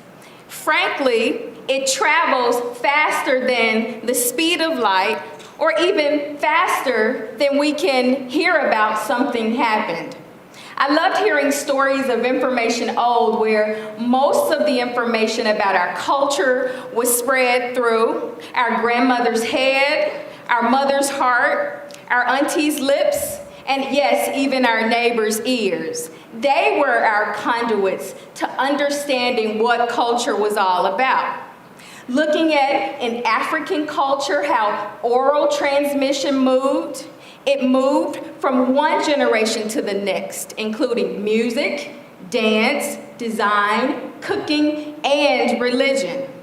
Even the accounts of slavery that we hear about, they were chronicled through those written experiences. And as information moved even faster, we started to see almanacs and newspapers that were culturally unbiased so that we would have an opportunity in the information age to understand all the real ideas about African Americans and how we actually added to culture.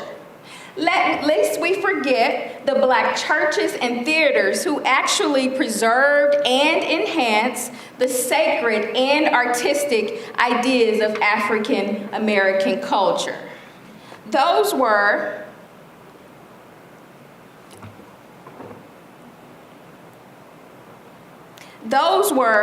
some of those pieces of information that gave us an ability to understand fully our experience. And then the Black college libraries, cultural legacies who actually educated minds, documented sources, shared narratives, and gave valuable resources so important to us at home. You'll notice rare books, journals, photographs, diaries, music, and art.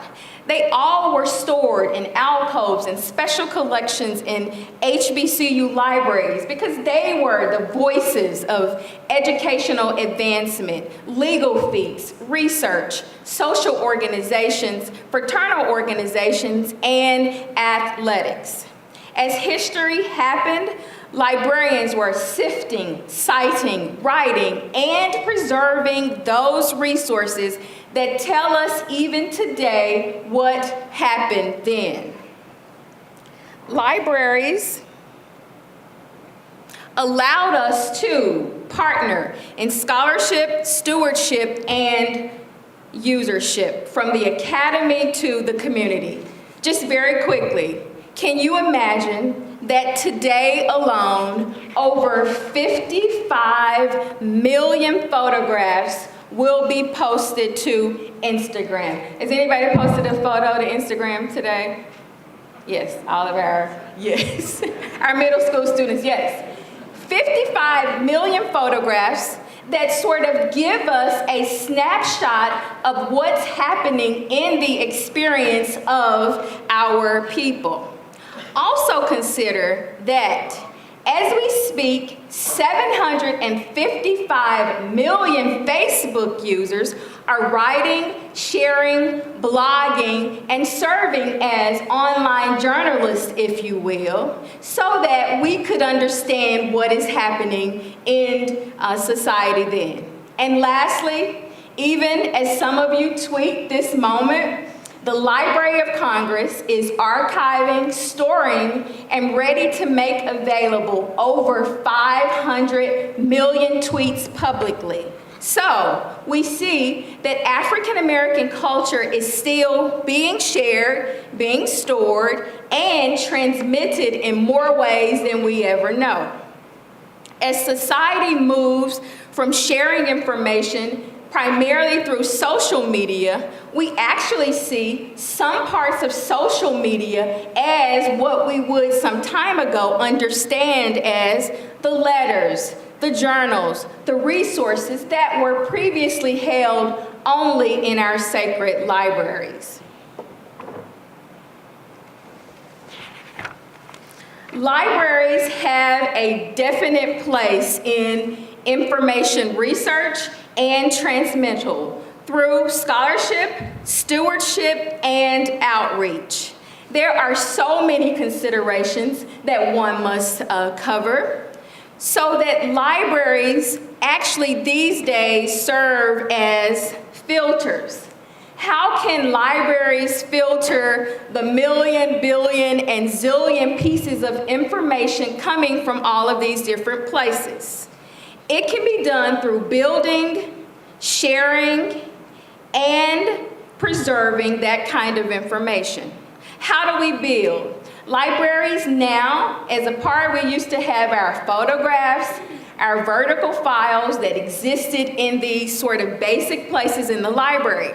Today, librarians are doing data mining, and that is simply making sense of all of the information that appears from all of this different sources so that users are not required to find primary sources. The libraries continue to do that through data mining. And also bridging generational competencies. Some students will come, oh, I want to see an old picture. And when you show them resources that are just beyond what they understand, they often are at a loss. Libraries still help bridge those generational competencies, and so that if a person has never seen a VHS tape, and we see some ways to actually show that, the library does serve as an additional conduit for sharing that information. Next is contextual information. Contextually, most people think only in the right now. The reality is that anything that is currently happening is actually history. As we preserve and mine information, we are mindful of the historical value of things happening now so that they can be preserved for the future. And then lastly, we have to preserve. Information moving, speed of lightning, moving, tweeting, moving, photographs changing. The way we share it and store it changing. We have to consider and continue to consider how we preserve information. Yes, we need to have rooms that can support 200-year-old papers, but we also have to be mindful of the technology that actually stores that kind of information. So libraries in their filtering allow us that ability to actually preserve different kinds of information. And then lastly, collaborative projects. With so much information going on, libraries continue to collaborate with their peers and people across the country and world so that we all can understand and use freely those electronic and often primary sources. Briefly, I'd like to highlight sort of an example of where information sort of meets libraries and the need. The HBCU Library Digitization Project, for which Tennessee State is a part of, and also other local institutions, including Fisk, including Meharry, 20 HBCU libraries decided to get together and under a common mission to say, you know what, we want to preserve our information. How do we preserve it? We come together, we train our staffs, we give them the equipment, we make all this information available. What's amazing about this project that even before these astronomical Twitter and Instagram statistics, the HBCU Library Initiative was actually considering that someday some of our information was actually at jeopardy of becoming extinct. And so all of these 20 libraries came together, processed the information, and created a shared portal so that at any given day, if I want to go in, a researcher calls, I'm interested in knowing what primary documents does TSU have about the founding of its institution.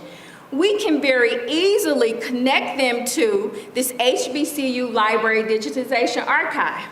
A great thing about it is we're just not giving all the information away. We provide access to it, but then they are able to come directly to TSU, to Fisk, to Meharry, and say, yes, of course, I want to use this for my instruction or research, and the words we really like to hear, we'd like to purchase a copy of this item. So those are just some additional ways that this collaboration has not only enhanced instruction and research, but also outreach to others.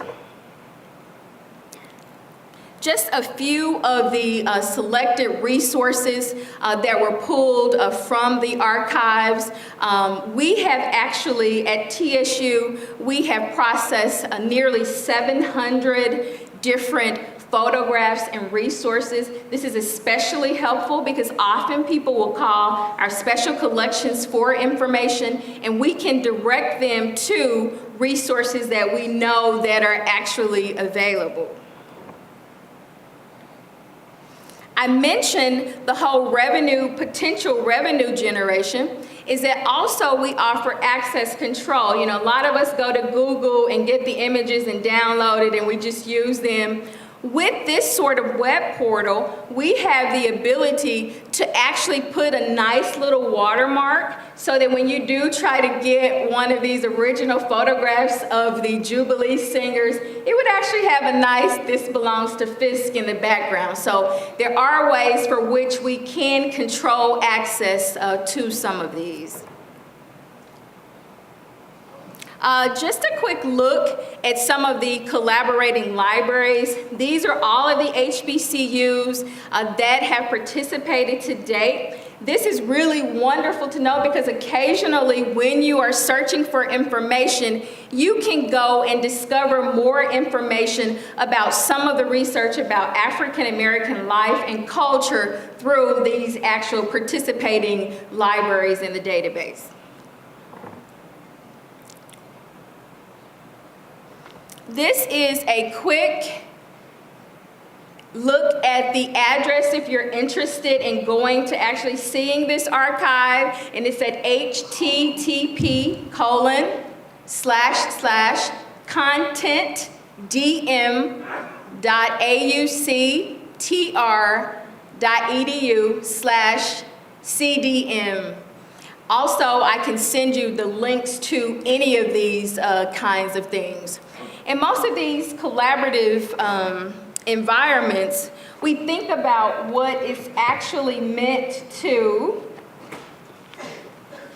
what's it's actually meant to the libraries, and the greatest piece has been access, collaboration, and also continued stewardship. We certainly think that libraries remain in the most viable position for research.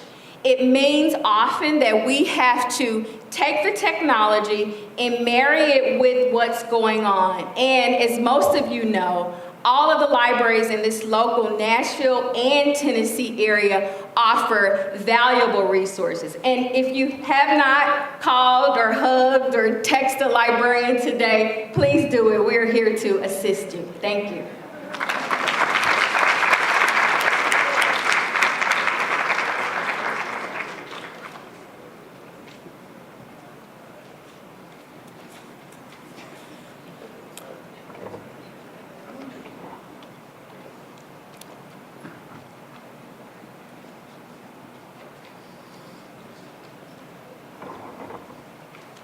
Thank you very much. I'm going to take a bit of school teacher pride now. Before she was a librarian, Janet Welch was a history major and my student at Fisk University.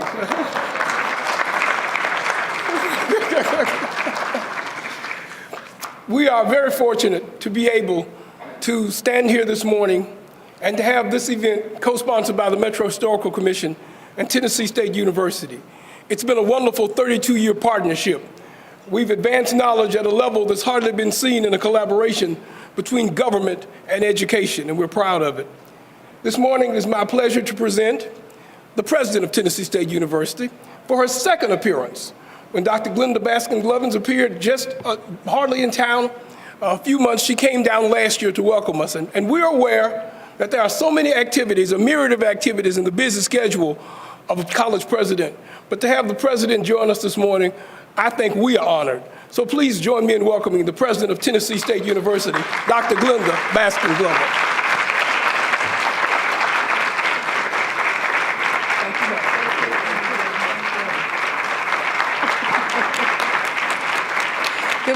Good morning, thank you.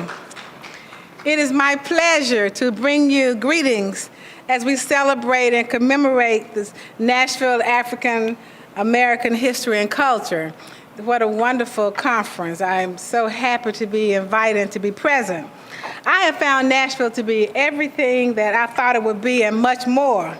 And I'm especially pleased about the role that HBCUs have played in developing the history of our great city, and the role that TSU played as we extended and opened our doors to others in the Nashville movement. So in keeping with our subject matter, and since I am now a Nashvillian, I want to share a little story with you about a group who had a meeting on a breezy afternoon, a fall afternoon, and at that meeting they said they would no longer recognize inventions or contributions of any African Americans from Nashville. They would also not use any of their products, or they would encourage others not to use them also. So the meeting ran late in the evening, and as these men plotted this boycott, one gentleman was particularly interested because he had medical problems that included a heart issue. I mentioned it was turning colder. They were about to adjust the thermostat when one of the men stated they had to turn the heat off because turn the heat off in the building because an African American from Nashville, David Crosswaite, had invented the thermostat control. Well, they were running a little late, and one of the individuals decided to call home and inform his family about the tardiness. He was about to use his cell phone when he realized he could not make that call because an African American, Jesse Eugene Russell, a TSU graduate, invented the first digital cellular-based station and fiber optic microcell, which laid the foundation for this digital cellular revolution we're having today. The cell phone itself had been invented earlier by Jackson State graduate Henry T. Sampson. They went on into the evening. They grew a little hungry, and they were about to heat some food in the microwave. But to their dismay, they had to stop, since an African American, Lewis W. Roberts, a Fisk graduate, helped invent the microwave. What a predicament these gentlemen found themselves in. It's growing colder and hungrier. They decided to end the meeting and just go home. He had just gotten into the car and was about to turn on his radio and then said, I can't listen to the radio. This is an African American named Otis Boykins, a Fisk graduate, invented the resistor that controls the electricity flow that allows us to enjoy the radio. He began to drive toward home, and he said, wait a minute, I can't take a main street because there are traffic lights. An African American by the name of Gary Morgan invented a traffic light. Though he was born in Kentucky, he spent time in Tennessee. By now it's dark, and he's not feeling well and having difficulty seeing because he realized he needed some more light. So he made it home and could not enjoy the late night show on his TV since he could not use his remote control. Because an African American, a Fisk University graduate, Elmer Samuel Imes, expanded quantum theory and physics, which laid the development of the infrared waves, which allowed us to use remote control. So his friends jokingly said to him, why don't you just get up each time and just change the TV stations? He replied, I have arthritis, and I have a bad heart. And what's worse, both are giving me problems right now. So he could not even apply his usual cortisone to his arthritis, since an African American. Percy Julian, another Fisk graduate, Fisk professor, had discovered the use of soybeans in the cortisone used for treating arthritis. Meanwhile, the stress of the evening put added stress on his heart. His irregular heartbeat was well known, and the fact that he needed heart surgery. He knew he had to remain ill because an African American, Dr. Levi Watkins, TSU graduate and cardiac surgeon, created the automatic implantable defibrillator. It detected irregular heartbeats and shocks the heart back to life. So you see these decisions made for a very sad afternoon and evening. So African American inventions, African American history, African American culture, African American accomplishments. Thank you all so much for such a worthy, worthwhile, and wonderful conference. Thank you.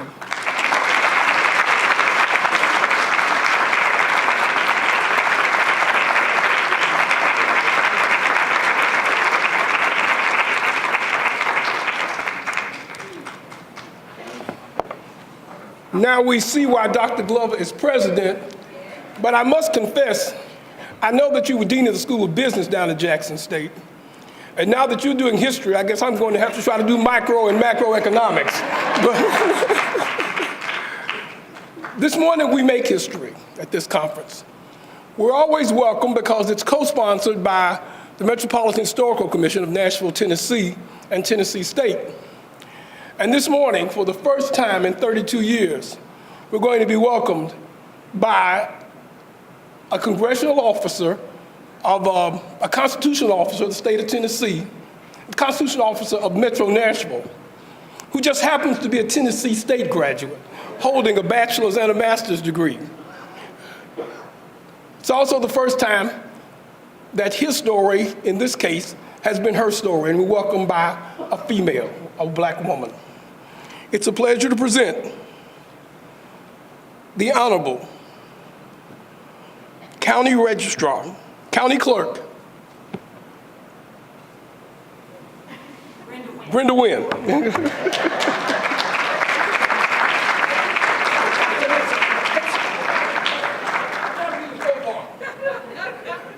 Most of my life, I'm always introducing Linda Wynn, and I didn't want to get the name wrong. Thank you. Good morning, and thank you. I'm delighted to be here today, and we got this a little bit out of order because it was my understanding that I was going to speak just a little bit before our illustrious president. Is this better? Over here. Okay, now can you hear me? All right, I'm sorry. At any rate, I am so honored to be here today. I'm Brenda Wynn.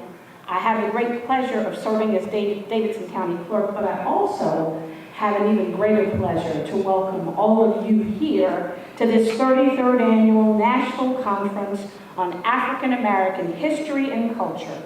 I salute all of you because you've made a strong commitment to be here today to share in the rich experience of this conference, and I thank you too for the role you play in preserving the history of Nashville and Tennessee. Over the last 32 years, a very thoughtful and talented group of individuals have come together to present this conference and to make it a reality.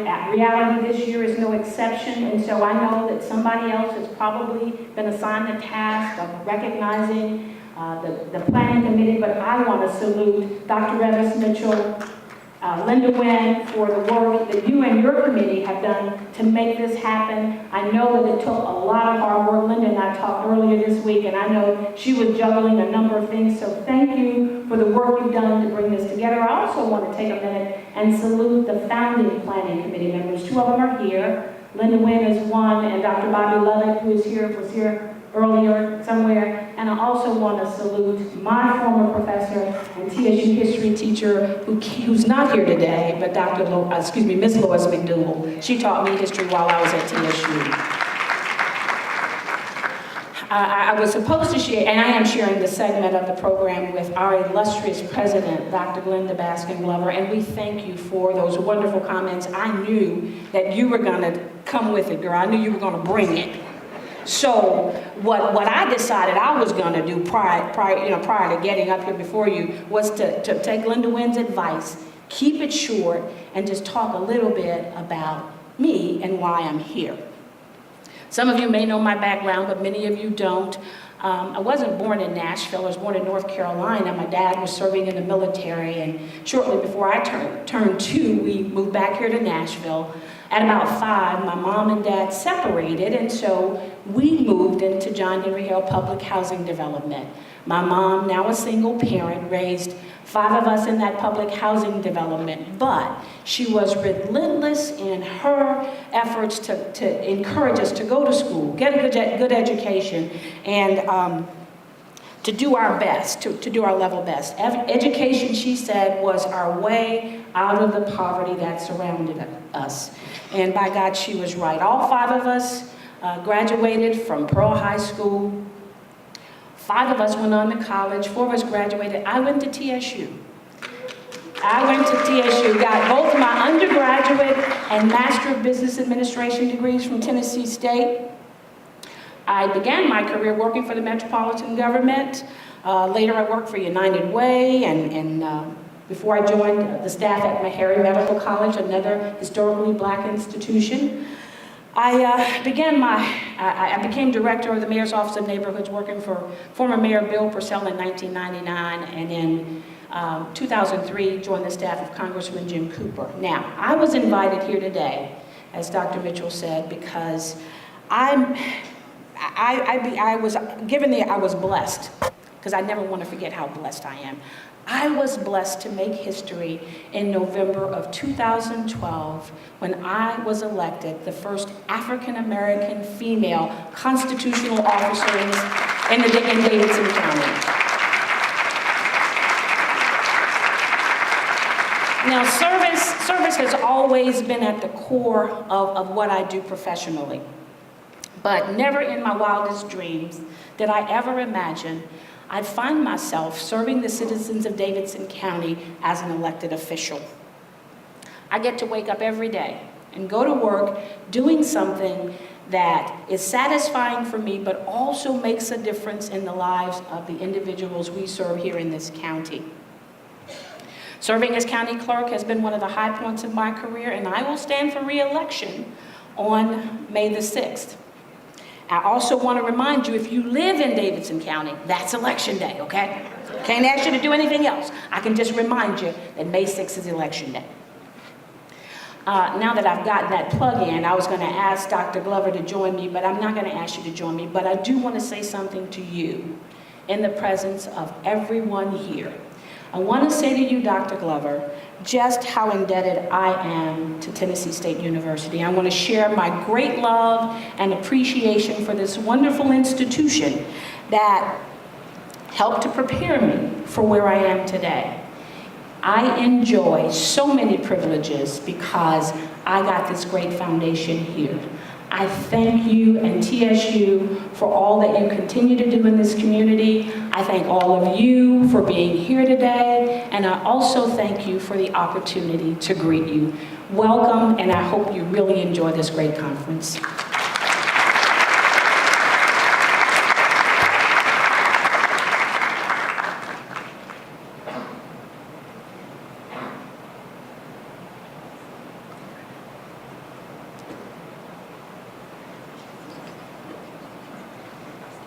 Thank you, President Glover and Ms. Nguyen, for your remarks.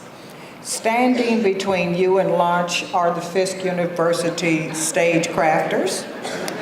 We are on schedule now, and so we'll carry on with their presentation. The Stagecrafters were organized in 1926.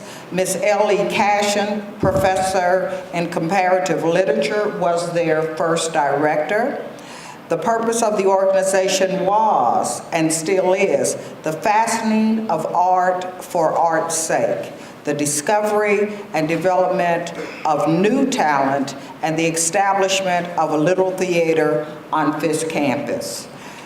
The Stagecrafters today will be presenting their rendition of The Watsons Go to Birmingham. Please welcome Fisk University Stagecrafters.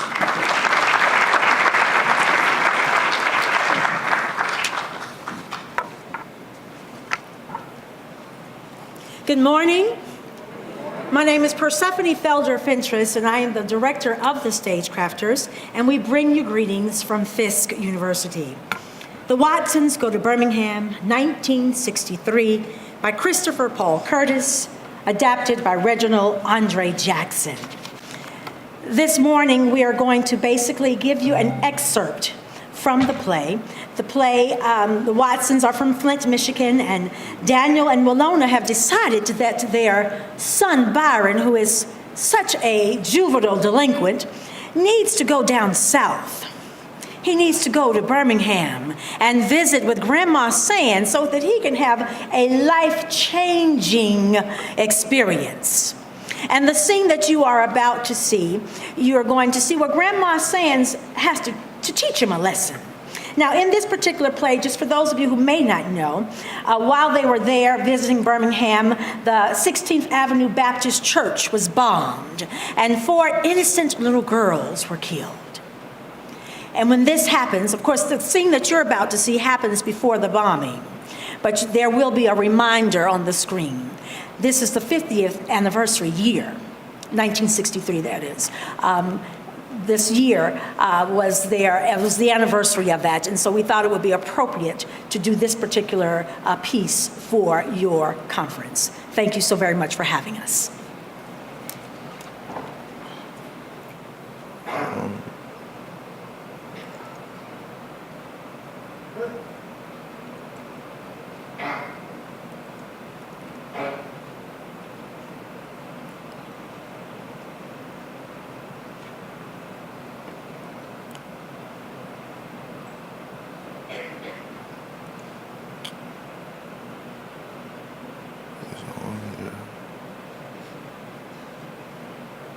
Where is it though?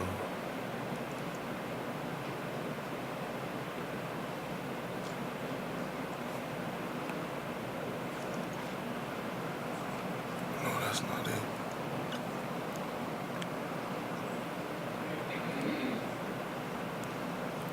Miss Ventures, please.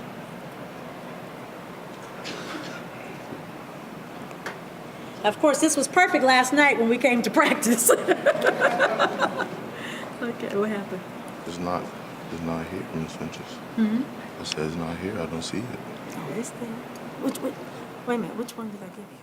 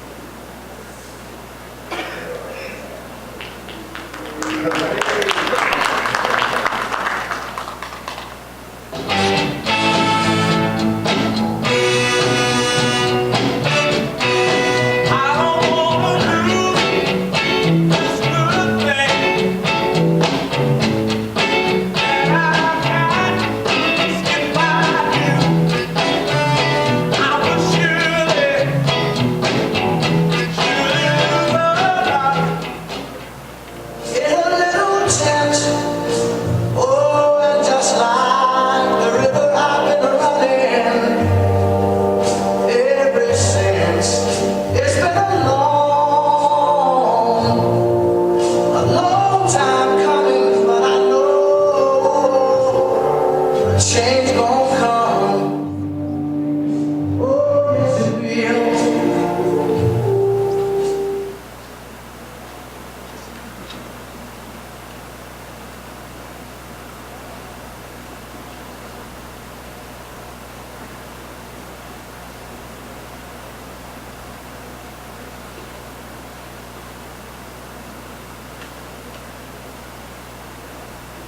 Well, what about Callie Lincoln?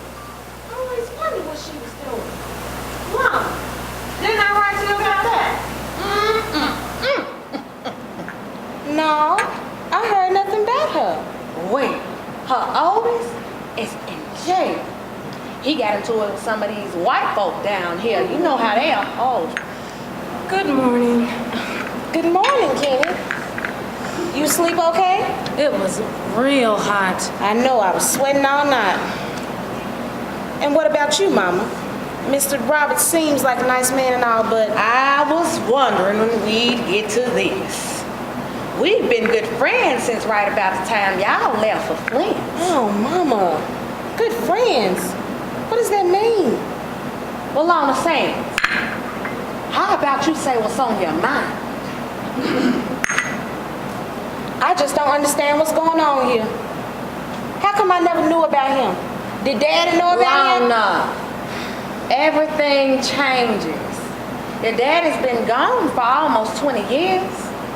Now Mr. Robert is my dearest friend. Kenny, how about you give me and your mom some time to talk alone?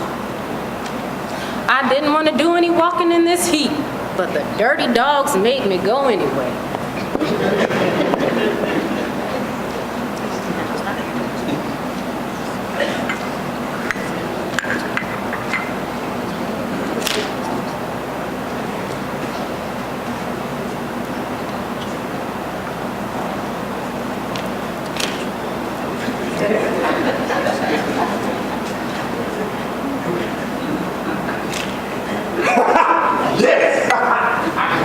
Yeah, you got him. Well, how does that make you feel? Yeah, come here. Have a seat. Well,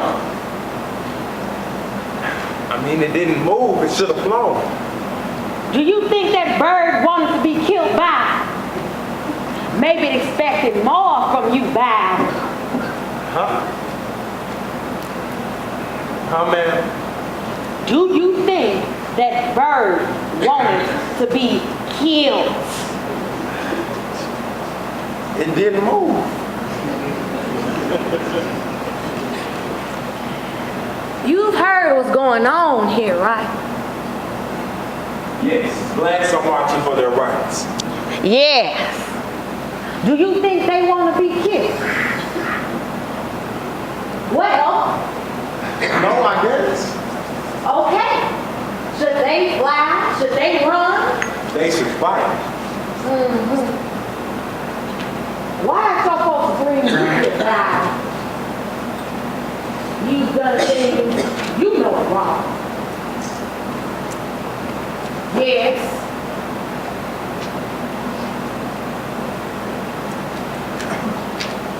Yes.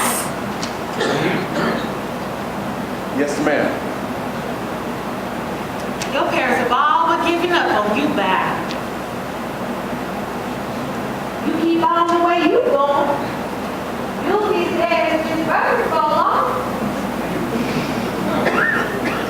This is a rough world. And for a black man, but you want to know something? Your parents and me still believe in you. Just like that bird did. What? What, ma'am? If somebody you don't like beats you up, does that change the way you feel about it? Nah. Okay. There are boys and girls your age who will be marching in these streets this week. Marching unprotected right into the mouth of all that hate. And the grown folks are counting on this to happen. Not because they want to see these kids hurt, but because they believe in the people who will be doing the hurt. Wow. That's so here when we march. No, not you, son. Your soul's a touch too tender.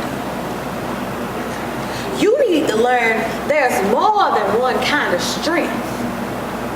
These white folk want us to be violent to them so they can feel good about being violent to us. Now, I'm not saying you're not strong. But what I'm saying is, you got the kind of strength that'll get you killed. Now, I can't tell you what to do, but know this. Your brother, he looks up to you. So he go and do like he see you do. Don't you do him like you did that bird.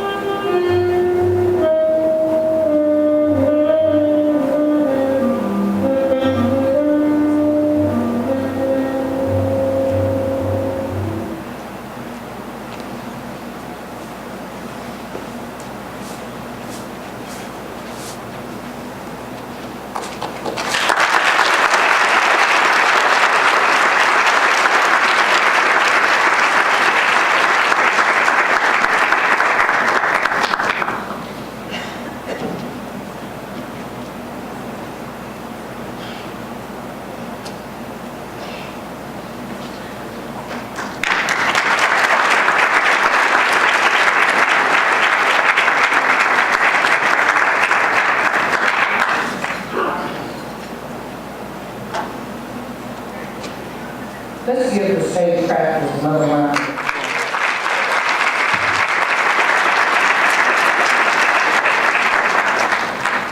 Our next presentation is actually not a presentation, but it's lunch. We hope you enjoy, and we will see you at 1:30.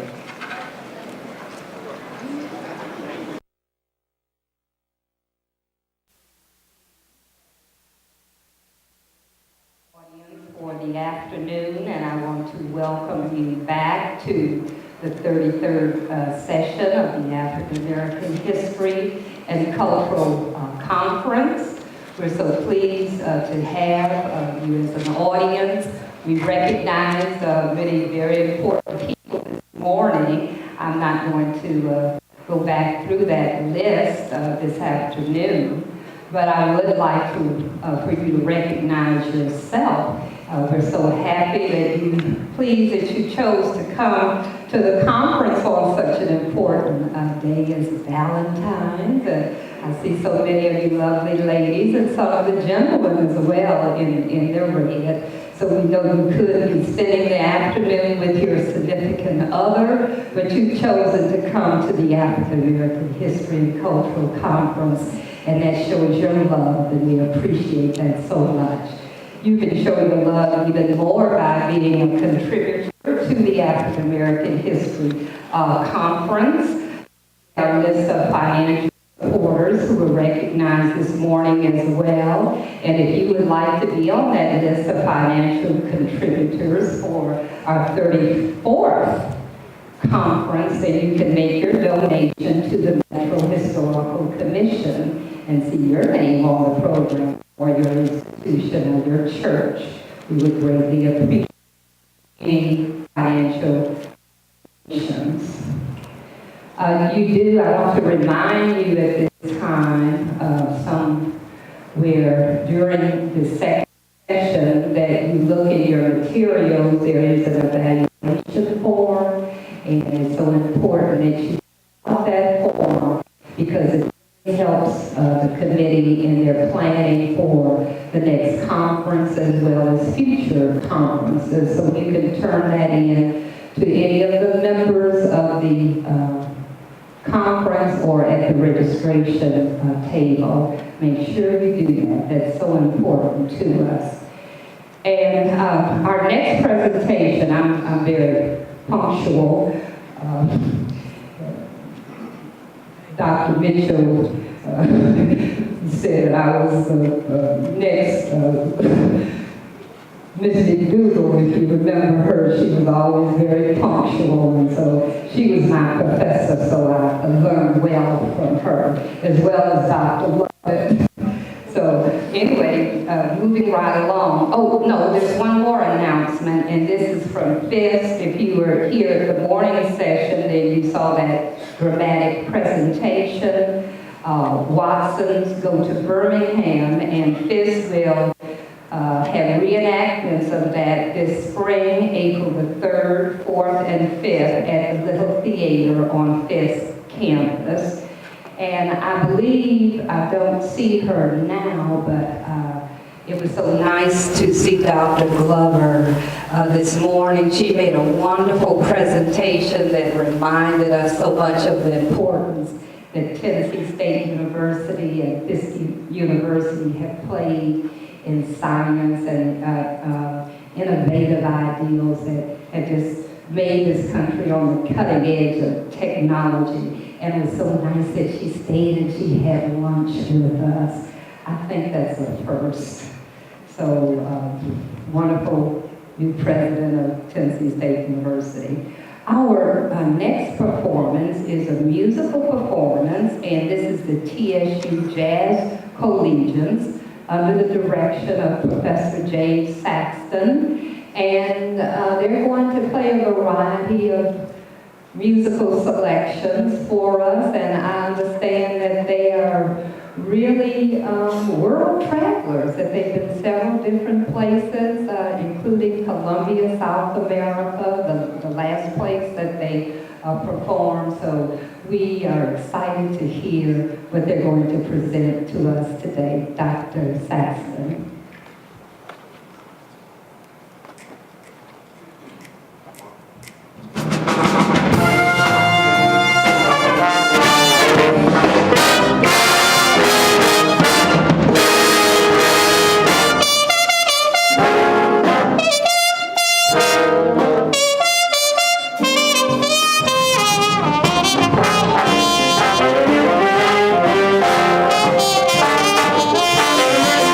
Thank you.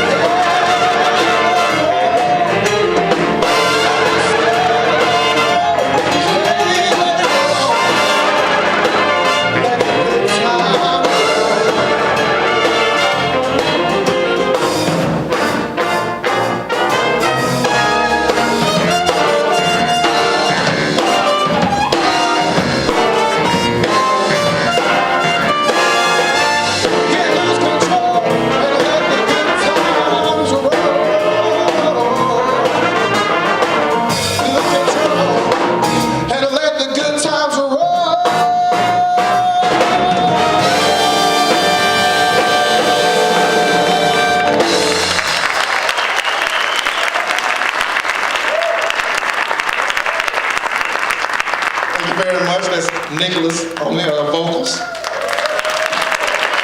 Looks like we had BB on the keyboard, and Barris on the trumpet, and Mike on the trumpet. We're moving right along. We're going to do a little Latin piece for you. Just kind of groove, just let it hang right there for a little bit. Just Latin. If you feel like shaking your hips a little bit, that's cool. All right, it's called Fiesta Bahia.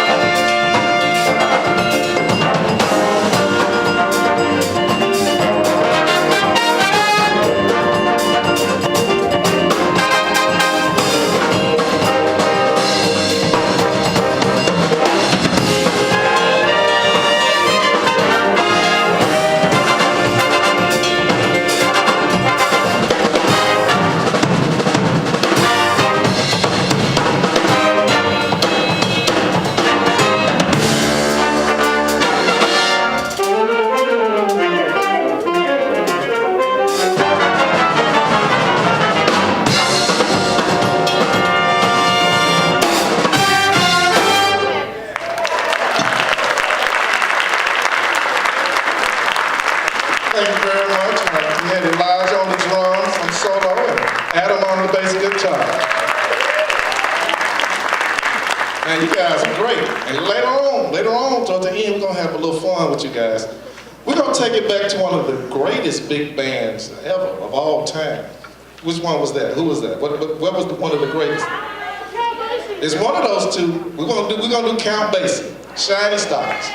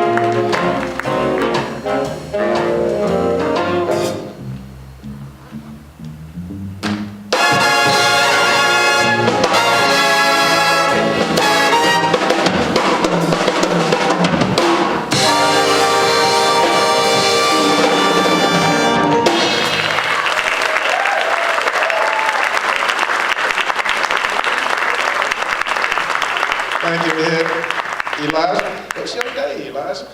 And Barris was solo in there. We're going to bring up our second vote. Okay, you can show us some love. Let's go.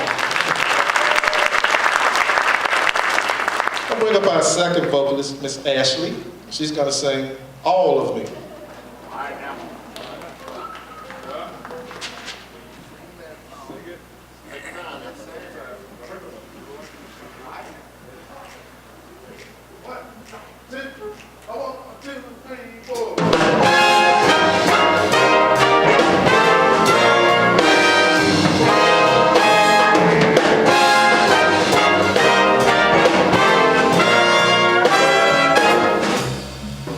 All of me, why not take all of me?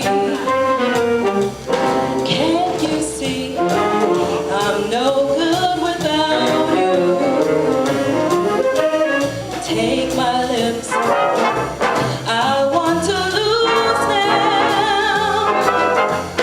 Take my arms, I'll never use them.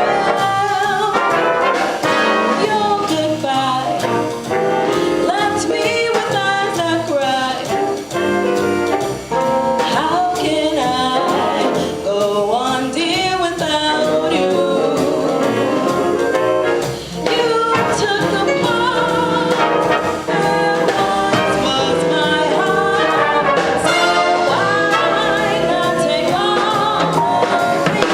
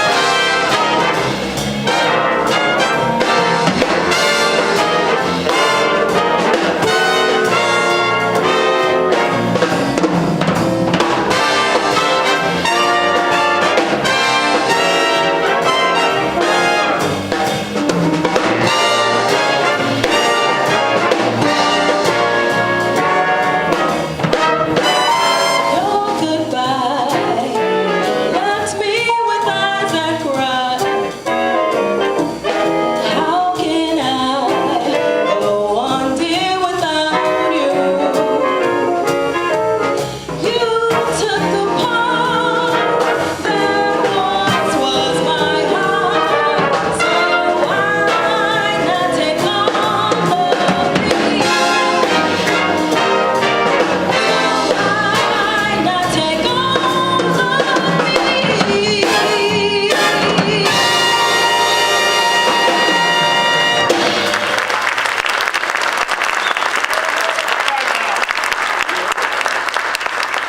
All right, we're going to move a little quickly here because we're trying to get squeezed in too. We're going to play an Earth, Wind, and Fire tune, After the Love Is Gone.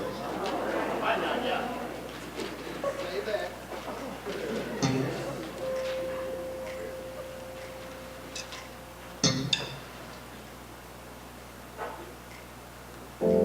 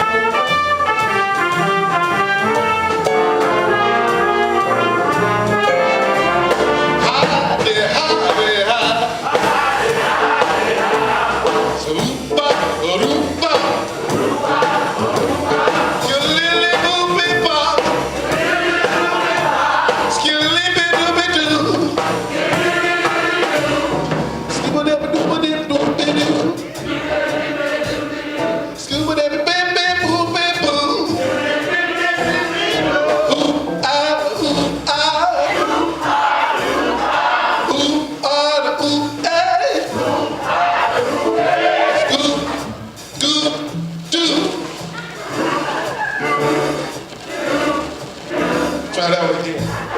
Scoot, do, do. I think you got it.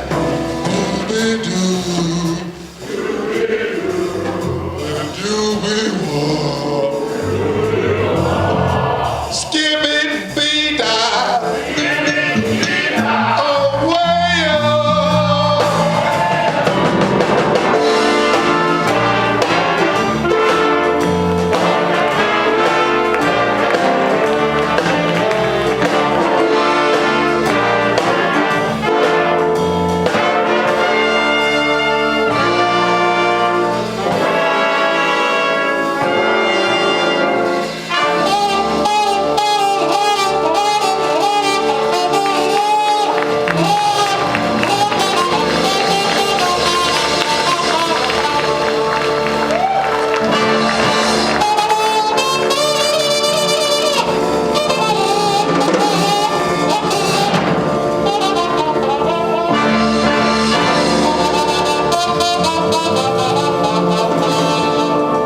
Howdy, howdy, hi.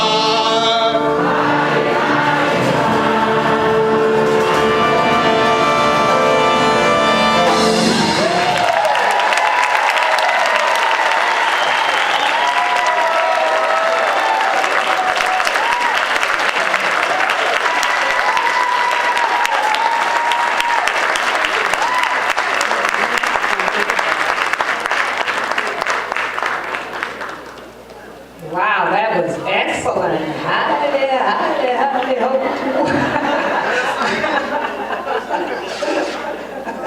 Great. That was a wonderful journey from the past and contributions of African American music right up to contemporary times. And I just loved ending it with more Callaway. Back to us back in the Cotton Club in Harlem. Love that so much. Thank you, Tennessee State Jazz, for leading professional saxophone.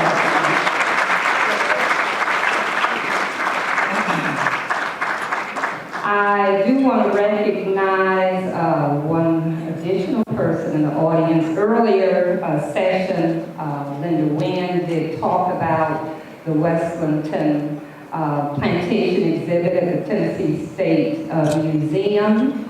And John Baker, who is the curator for that, is in the audience. Would you stand, John?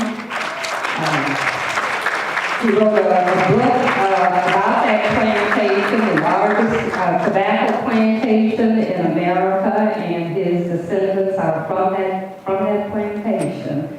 So we look forward to attending that exhibit in large numbers, and it will be there from February until April. Is that right, March?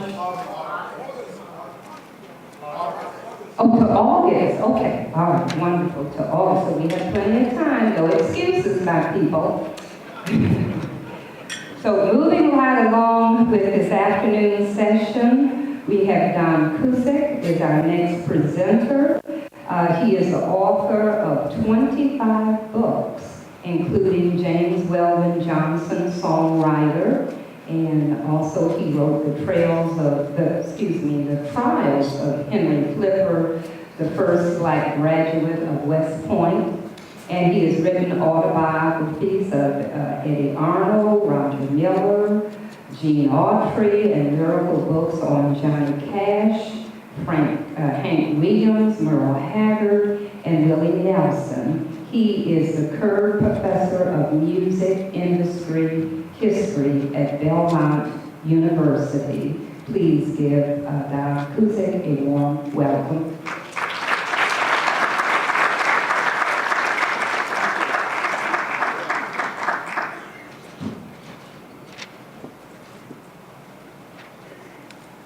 Well, let's see, Carl, how I get the thing on here. Just touch it. Oh, it's this one. Let's start with. Let me see your mouse. Yeah. Oh, there's your mouse. Yeah. Click on that picture and. We'll do PowerPoint first. Yeah. Okay. And we'll start music. And just click up to the next picture. Next slide. There you go. And then we'll play. Start playing. Yeah. And just start on one.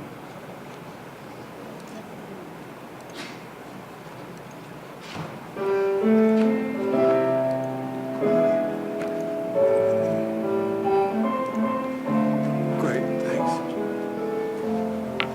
Next slide, just hit that arrow, right? Yeah.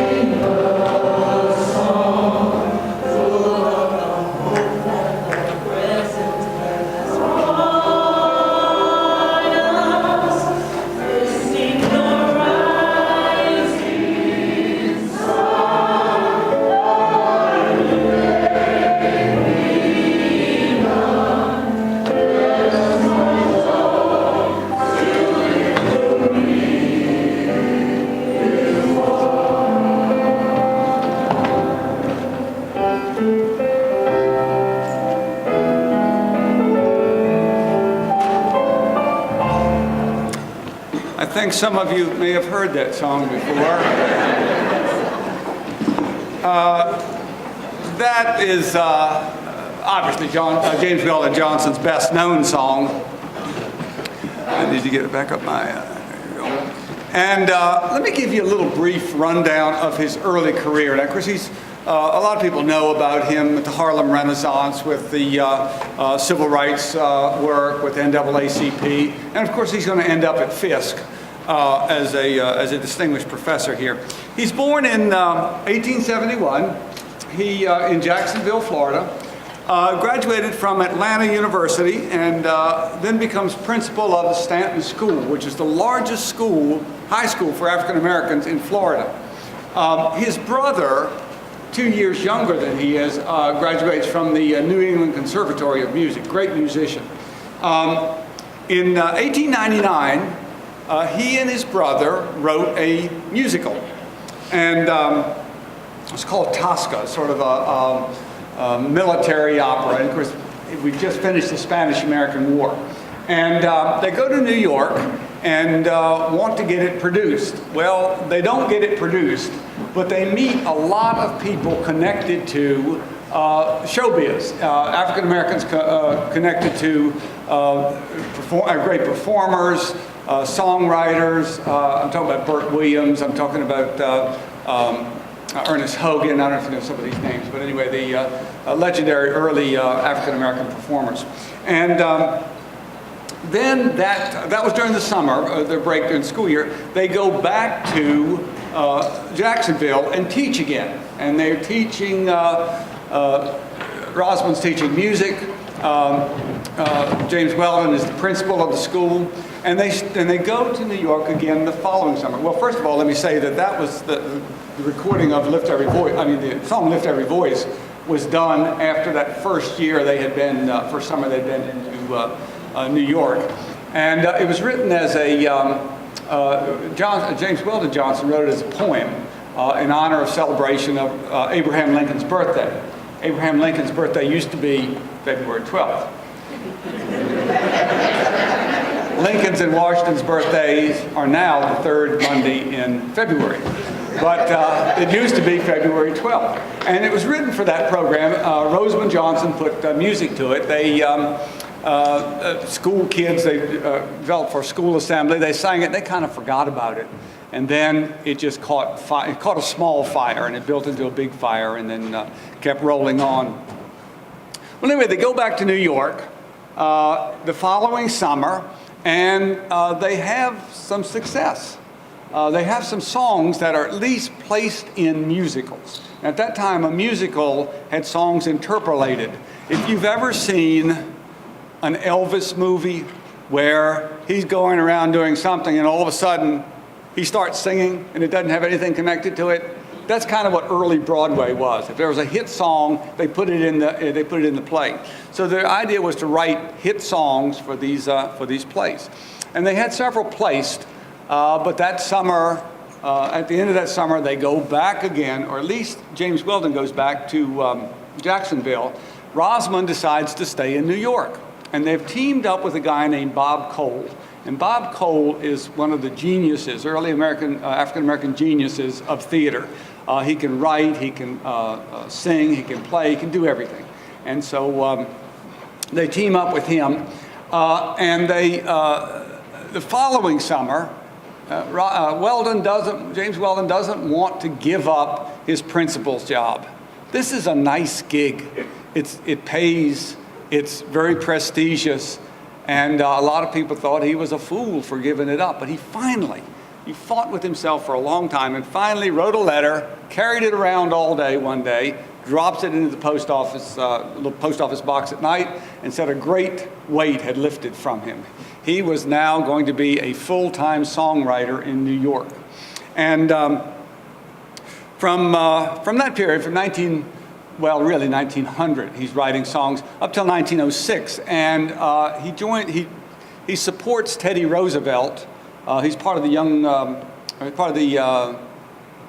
I think it was the Colored Republican Club of New York, and wrote a song for Teddy Roosevelt, and ended up being appointed to the diplomatic service, goes off to Venezuela and Nicaragua, and then when he comes back, because Woodrow Wilson been elected and change in political parties, he was out of a job.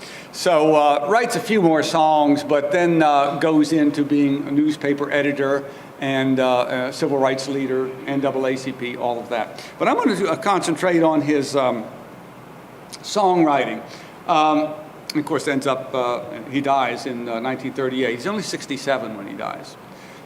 This is a picture of him at Atlanta University, a school picture. This is a picture later on, in 1904, when he's writing songs. This is as a young man. And of course, the picture I showed you first, that's what you mainly see of Johnson. And this is the songwriting team. And this is Bob Cole right here. And this is James Weldon Johnson. And this is Rosamond Johnson. And quite a, I got those right? Yes.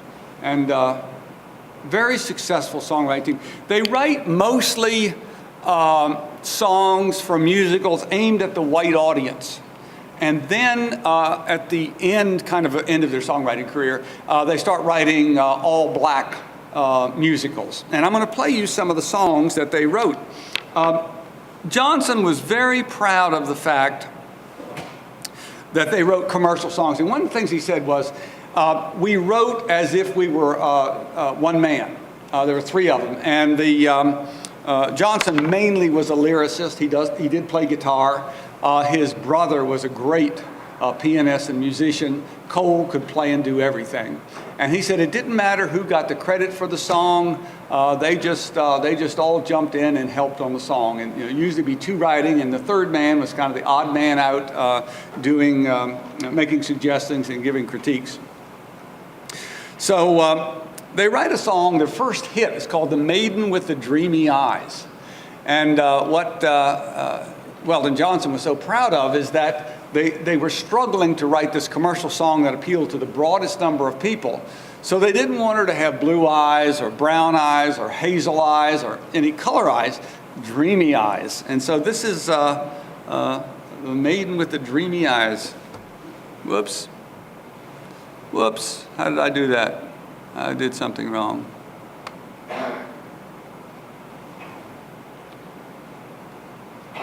Where did Carl go? Carl, I can't get my mouse over there. No, over here, on that side. Oh, okay. There we go. I'm a technical genius.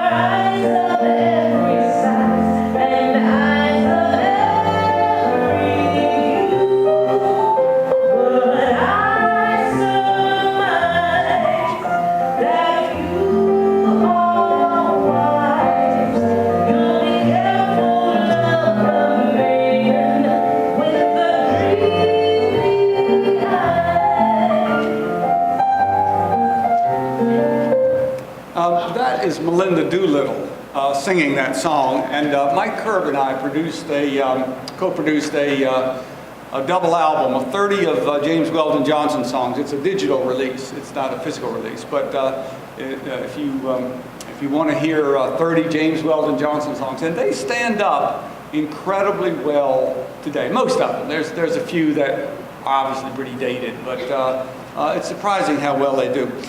The biggest hit during his lifetime is actually just attributed to Bob Cole.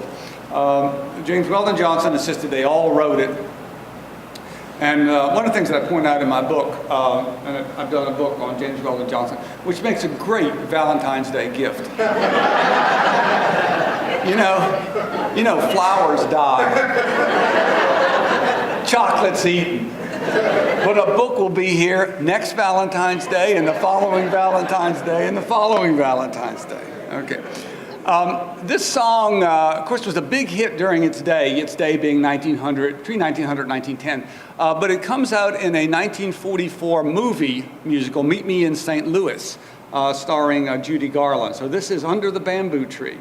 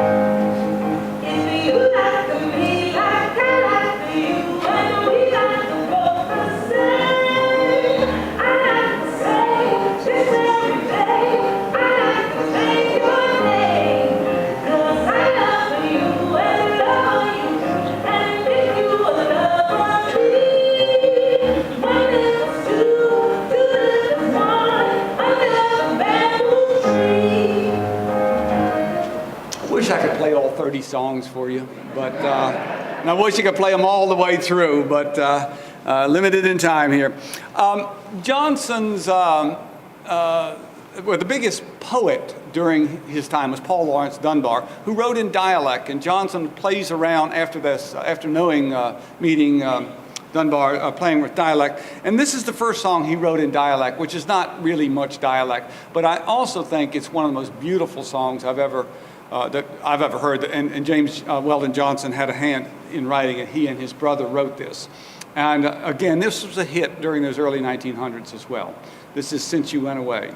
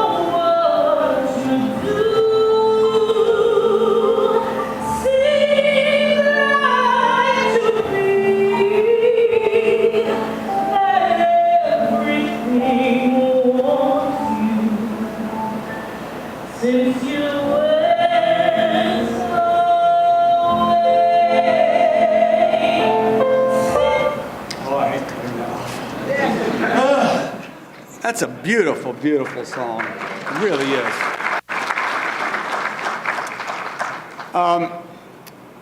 The three of them wrote a song called "Oh, Didn't He Ramble." They adapted an old bawdy sporting house song. And I have to explain sometimes to my students what a sporting house is, so I hope I don't have to do that today. But anyway, they really didn't want to put their names to it. So they put the name Will Handy.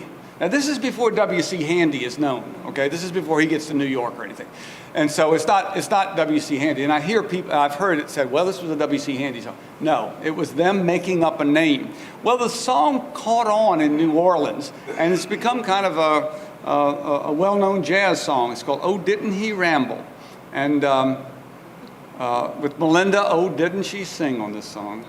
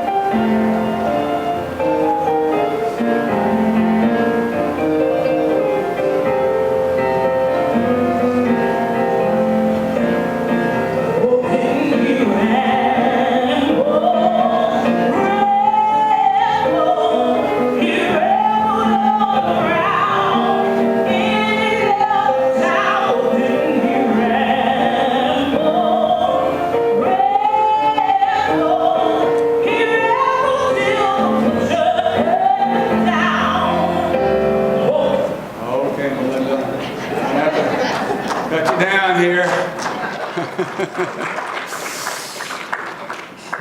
The music, the pop music of that day was called ragtime. And it wasn't necessarily the ragtime that you hear with Scott Joplin and what's become known as ragtime now, Maple Leaf Rag and the things from the movie, whose name I've just forgotten. But anyway, what was the name of that movie? The Sting. Yeah, The Sting. And it was just kind of, this was ragtime music. This was pop. This was the rock of its day. And for my final song here, I'm going to play you an up-tempo thing when the band plays ragtime. And this is, kind of a party time song, just like what we've got on the radio today, a lot of party songs. So this is a party song for the time. Whoops, that's not it.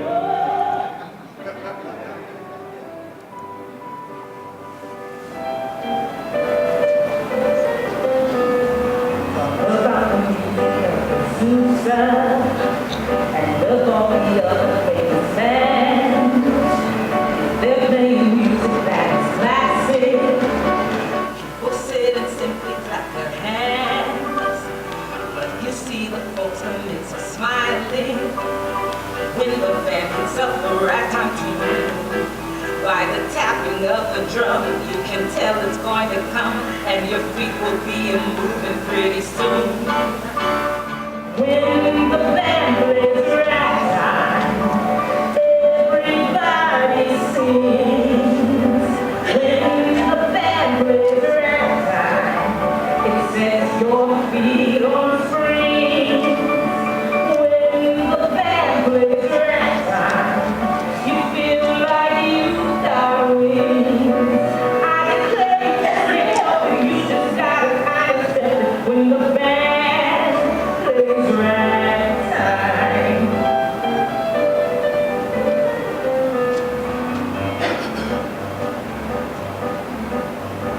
There's no release in talking about it, but some high school people call it dry. They all have to own up when they hear it, that it hits a mighty ticklish spot.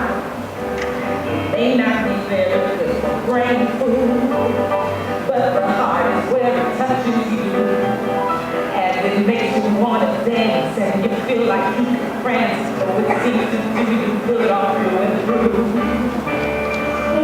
When the band plays ragtime, everybody sings. When the band plays ragtime, it sets your feet on springs. When the band plays ragtime, you feel like you've got wings. I declare you just can't help it, you just gotta kind of step it. When the band plays ragtime, I declare you just can't help it, you just gotta kind of step it. When the band plays ragtime.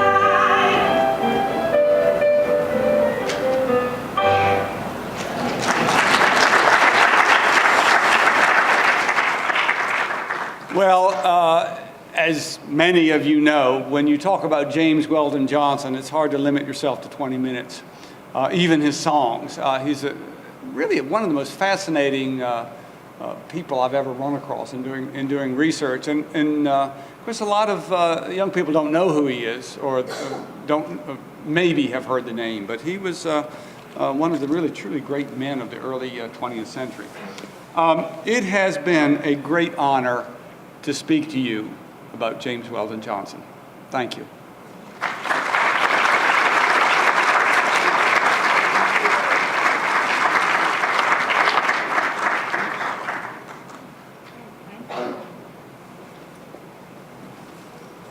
Okay, thank you, Dr. Kusick, and it's been a great honor to have you here with us today and give us that presentation, which was a nice music appreciation time for us. It really makes us realize the wide range of musical contributions that have been made by African Americans in this country. And all the original American music has its roots in the Black community, all of it. So we appreciate that very much. I'm going to yield for just a moment before our next presentation to Dr. Tim Walker, Executive Director of the Metropolitan Historical Commission, who just wants to remind us of a little program. Thank you. I just wanted to make sure, if you haven't picked up one of the flyers that's on the registration table, it's about a program that we have that starts in June through a grant from the National Endowment for the Humanities that our office and the Metro Parks Department applied for. It's called Creating Equal America's Civil Rights Struggle. I hope you'll grab a flyer. It's a wonderful film screening and community discussion series. It runs from June to September, and there'll be 8 screenings of each film each month. So hope you'll take the opportunity to pick that up and attend. It'll be a really good event. Thanks. Okay, thank you. Our next presentation is Sonia Ramsey, who is an associate professor of American history and women's and gender studies at the University of North Carolina at Charlotte. And we were so pleased that she was able to make her flight this morning, because we know that we're having very bad weather here. So welcome to sunny Nashville. She is the author of several publications, including Reading, Writing, and Segregation, A Century of Black Women Teachers in Nashville, which is her presentation today. And she also authored the chapter entitled The Destiny of Our Race Lies Largely in the Hands African American Women Teachers, Organizational Efforts in Memphis and Nashville During the Progressive Era, which is in the book, The Tennessee Women During the Progressive Era Towards Public Sphere in the New South. So let us give a warm welcome to Dr. Sonia Ramsey.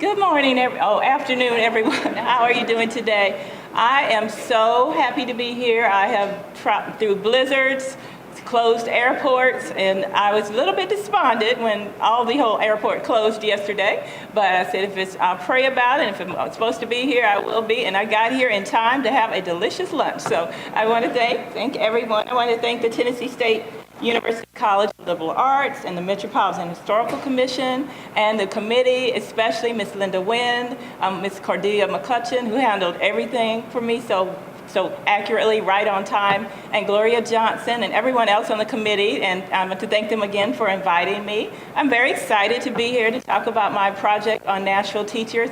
I see some of my teachers that I interviewed in the audience, a little nervous, but I'm going to do my best, but I hope to do them proud. First of all, I just wanted to talk about that, to say that I'm happy to be here, and if there's such a concept of fate, then I think it was my destiny to write a history of Black women teachers. Several members of my family have been involved in the educational arena, including my mother, my father, and late paternal grandmother. I grew up in Nashville. I'm a Nashvilleian during the 70s and 80s, and I attended 7 different public schools during my 12 years. As a product of the desegregated school system, I am thankful for my interracial friendships and my educational opportunities. Yet I wondered why some older African Americans, really the Pearl High alumni, fondly remembered their segregated schools, despite their school's obvious shortcomings. Most can remember special teachers in their lives. This teacher-student relationship during segregation propelled some students not only to achieve academically, but also to develop the self-confidence and life skills needed to ensure success.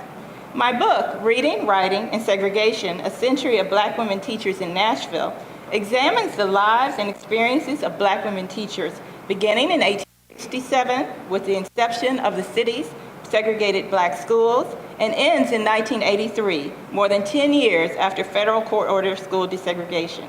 Looking at these teachers over such a long expanse of time reveals various changes in how Black women define themselves as middle-class professionals and how they influenced and responded to social forces from racial uplift to the civil rights and women's movements.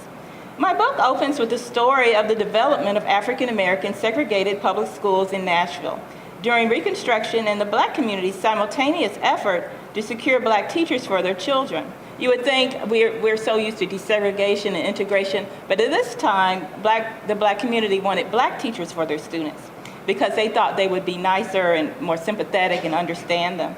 In an almost 20-year struggle, leaders and parents petitioned the school board to hire Blacks instead of insensitive, as they thought, Southern whites. Most African Americans of the era maintained that Black teachers cared about their children and believed in their abilities. The teachers were also connected to the community's progress. This quest by Black Nashvilleians was a way of countering the deplorable physical and financial conditions of their segregated schools. Finally, in 1879, after the board had enough Black teachers to have an all-Black faculty, Nashville hired its first Black teachers.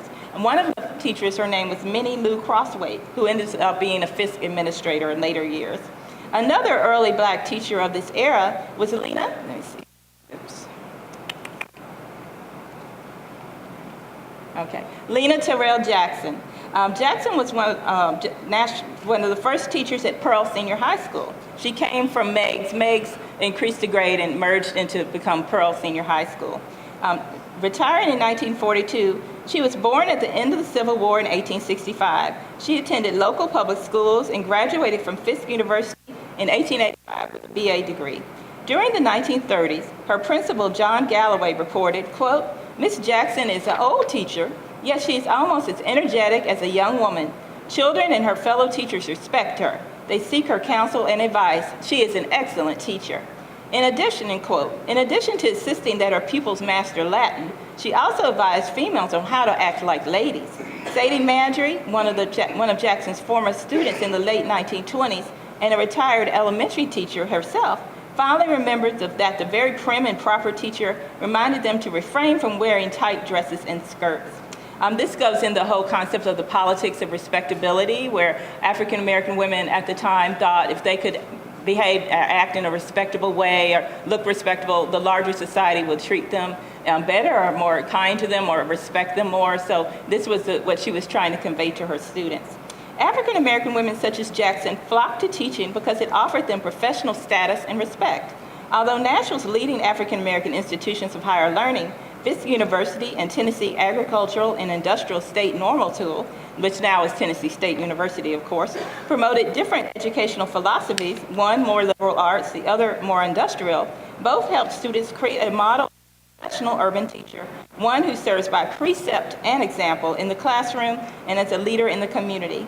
Another primary duty of the professional teacher was public service.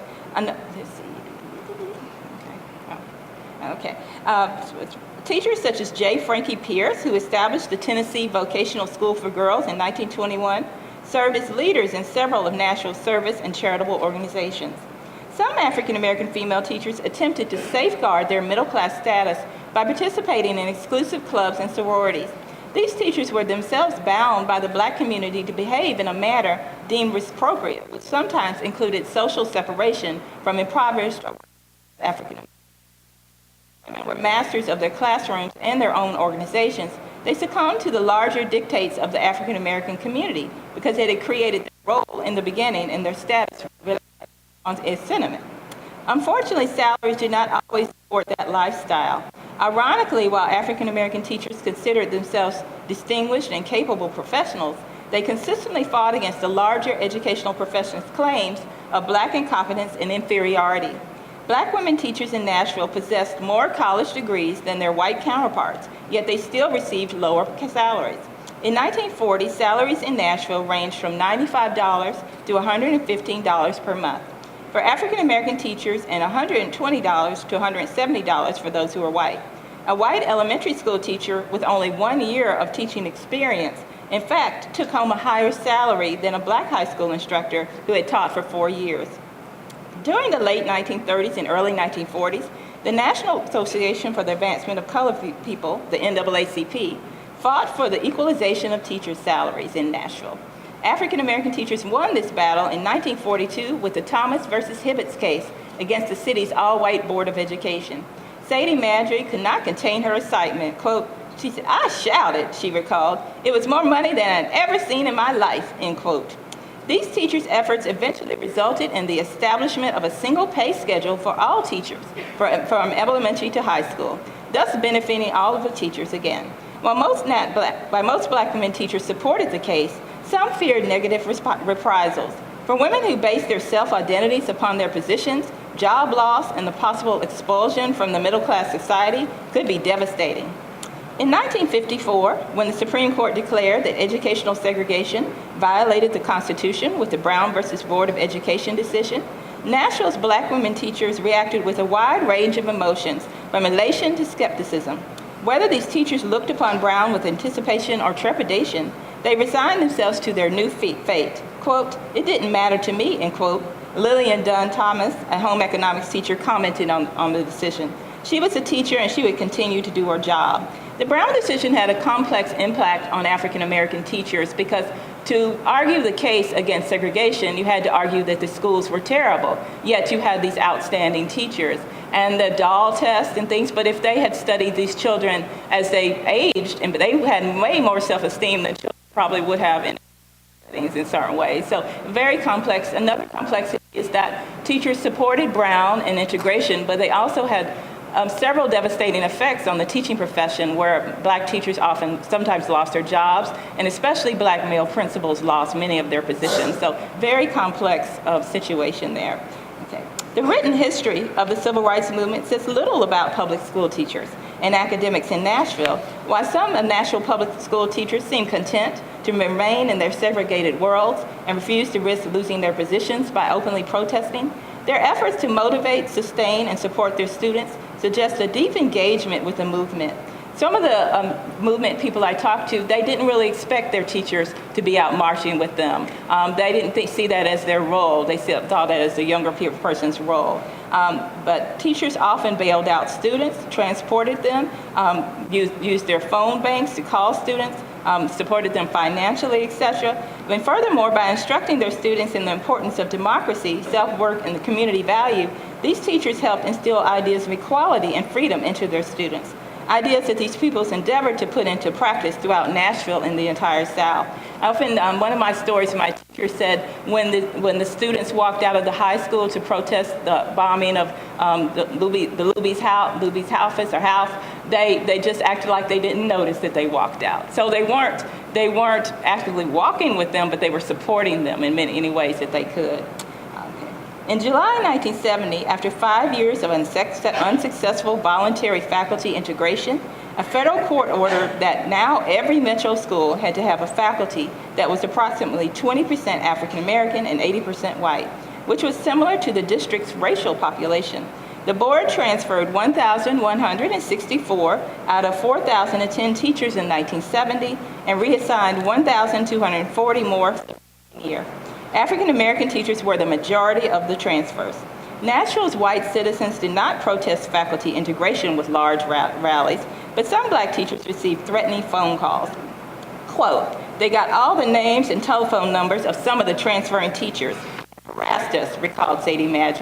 She remembers threatening voices proclaiming, quote, hi, I'm just going to say N-word, not the wula. N-word, you're not going to teach my boy. I'm going to kill you, N-word. The police, moreover, with little help. Sadly, according to Marjorie, we were told there was nothing we could do about it. Teachers worked. We didn't back with them. The only way we fought back was to do a good job. I figured if I did a good job, it was better than fighting with a knife. We were going to do a good job come hell or high water, end quote. Despite getting threatening calls and bomb threats to their future schools, most of these women resolved to spite the racist callers by reporting to work. They could not expect their students to integrate if the teachers refused. While the majority of Nashville's African American teachers received letters directing them to white schools, others did not have to relocate. The board permitted school principals to keep 20% of their faculty in order to ease the transition, ensure that the same, let me see, okay, that's Lillian Thomas. I wanted to show you your face. And now here we are. 20% of their faculty in order to ease. I think she's here, right? Yes. Okay. In order to ease the transition, ensure the same educational structures continue. Some African American women teachers face new pressures working with young and inexperienced white teachers. Ola Hudson, a home economics teacher at Cameron High School, stressed her frustration, quote, many of these new teachers didn't have a clue about what was going on in the community. They were pulling at you, needing so much. They were always asking questions. I didn't have time to think. I think it was the worst year of my life, end quote. Sorry. African American female teachers reshaped the message of racial uplift that they promoted in segregated settings into fit integrated environments by forming alliances across racial lines, constructing new identities as racial and class mediators, and by protecting African American children. While there were some new teachers that were asked soon as they entered the teaching profession if they would teach at an integrated school, like Lamona Prince McCarter, she said yes, she would, and she taught for years at Bellevue. These new teachers, unfortunately, were able to establish new traditions, but they were not able to rely on the nurturing support of older black teachers, whereas they were often the only black teacher or very few black teachers in their environments. Although some black students clung to their African American teachers, in some cases, integration strained the connection when black students misconstrued their teachers' efforts to restrain their behavior as an attempt to force them to emulate whites. The same image of middle-class cultural conservatism that these women portrayed in segregated schools now arouse resentment. Social influences such as the new youth culture and African American cultural nationalism provoke students to reject middle-class conventions and celebrate non-traditional forms of expression. Ironically, while these teachers pushed their students to succeed academically in order to prove that African American children deserved equality, some students in integrated settings rebelled, believing that speaking, quote, correct English or proper English or excelling in their classes in white schools represented a loss of black identity and could cause a black student to be ostracized for acting, quote, white among his or her peers. Antioch High School teacher Margaret Whitfield commented, quote, some of the girls resented me. They said, she thinks she is white. She thinks she is sharp. I told them, you want to be different. You want people to think that you are something because you are. You don't have to like me, but try to emulate some of my traits, end quote. Discipline was tricky in integrated schools, especially between white teachers and black students. Thelma Tiers, a physical education teacher at McGavock, added, quote, when the black child asked too many questions, they, white teachers, would sit him out in the hallway instead of dealing with him. All over Metro, all over the South, we have lost a lot of black children from sitting in the hallways. Ola Hudson maintained, quote, I think that by not having some of the experiences that the children have had, they either overlook or feel sorry and let kids get away with a lot they don't need to get away with. I have seen children play on the sympathy of teachers who will buy it. While African American teachers received their white colleagues' inability to punish black students as an example of prejudice or indifference, those white teachers who did fail to discipline students properly may have done so because of inexperience, fear of negative reprisals from parents and administrators, or contrasting views regarding the types of discipline. At first, desegregation primarily involved moving black children and teachers, but by the late 1970s, the school board endeavored to close several African American schools to achieve racial balance. Pearl High School remained a black school and student population, but now white teachers made up more than 80% of its faculty. Among them were new teachers who had no prior connection to the school or its mission. A major reason that Pearl's role in the community changed was the loss of so many African American teachers to other schools. Pearl's reputation as a beacon for academic excellence rested not only on the successes of its students, but also rested on its teachers. Without the presence and leadership of African American faculty who served to connect the school to the community, former educational and social icons such as Pearl lost their status as cultural centers, and the bonds between schools, teachers, and the neighborhood were loosened. While racial discrimination, the Great Depression, world wars, and changing social values could not destroy Pearl Senior High School, desegregation and the loss of its black faculty caused a decline of a school that had educated black students for almost 80 years. Under federal pressure to provide racial balance, the school board never asked how African American women teachers who often taught in adverse conditions with inadequate materials managed to produce successful graduates. Once powerful forces in their schools, Nashville's African American women teachers saw their individual authority diminish.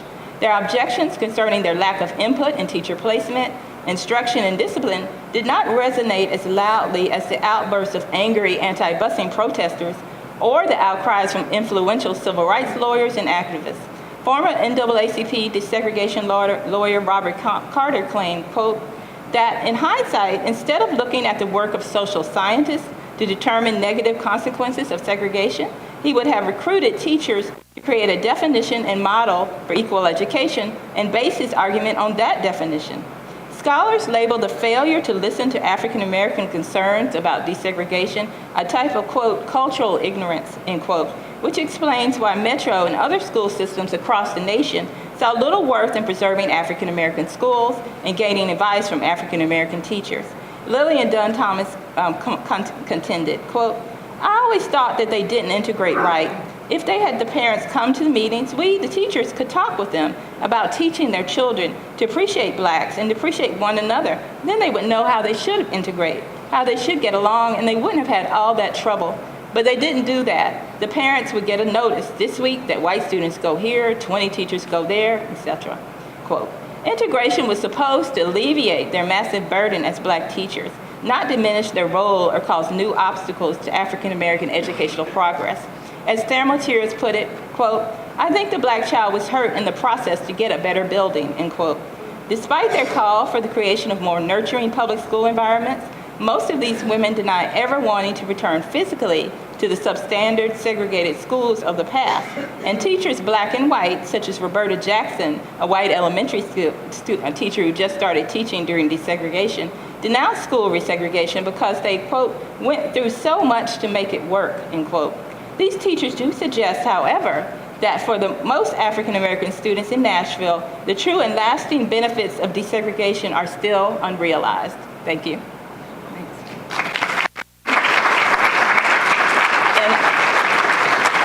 As my previous speaker always said, my book would be a good Valentine's gift too, and it is out at Target, at Amazon, just right there. Yeah. Okay, thank you.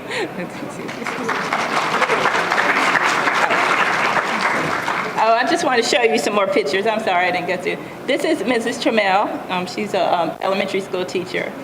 Thanks. And that's Mrs. McCarter. Yes, she is. I'm sorry, I'm going so fast. Here she is. And this is Pearl High School. I just forgot to do my PowerPoint. Yes, okay. And that's it. Thank you. Okay.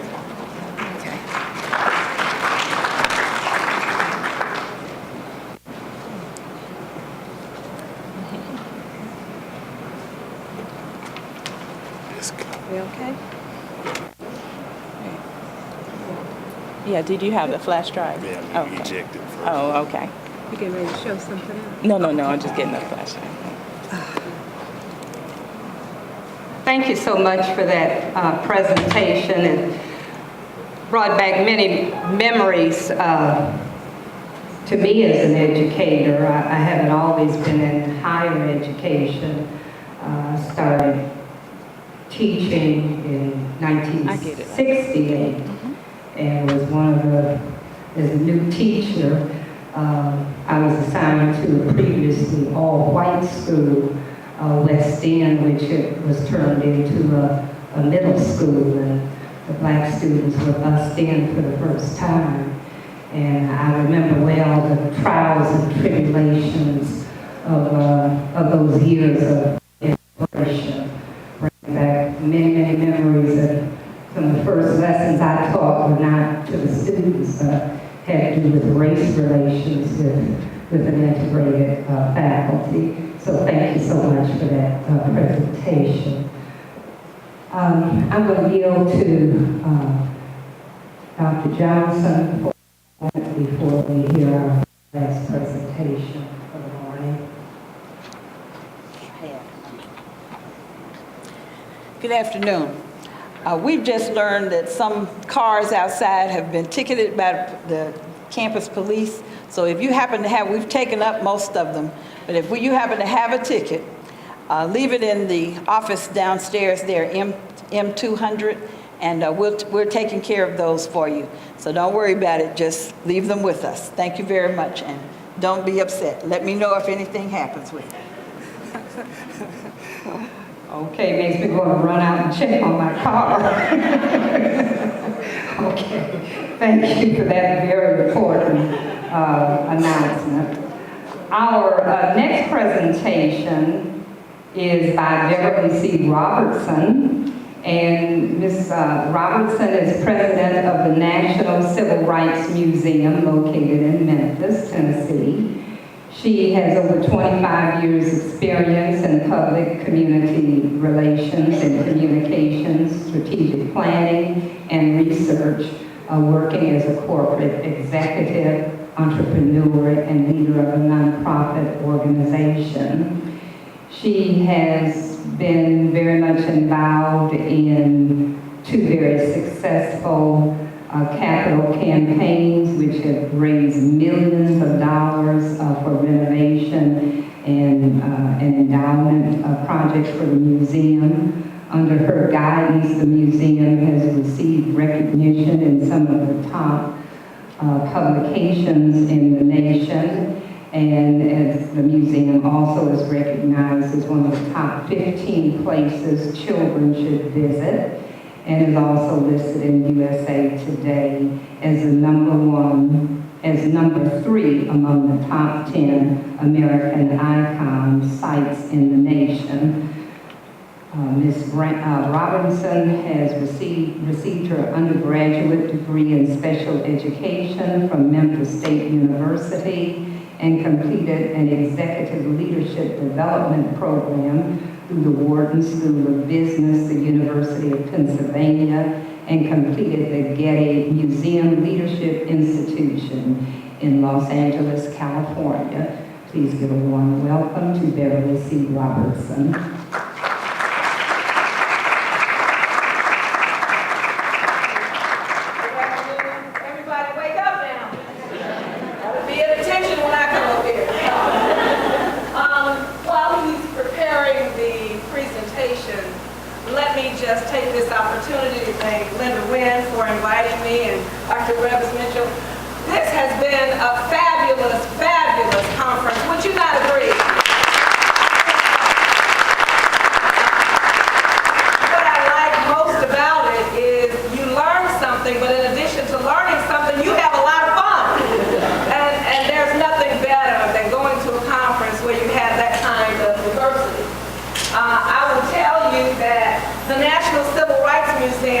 Thanks to a lot of people, especially those at the state level. I see Ms. Thelma Harper here. I appreciate what you have done to make that institution great. But we're in the middle of a $40 million campaign.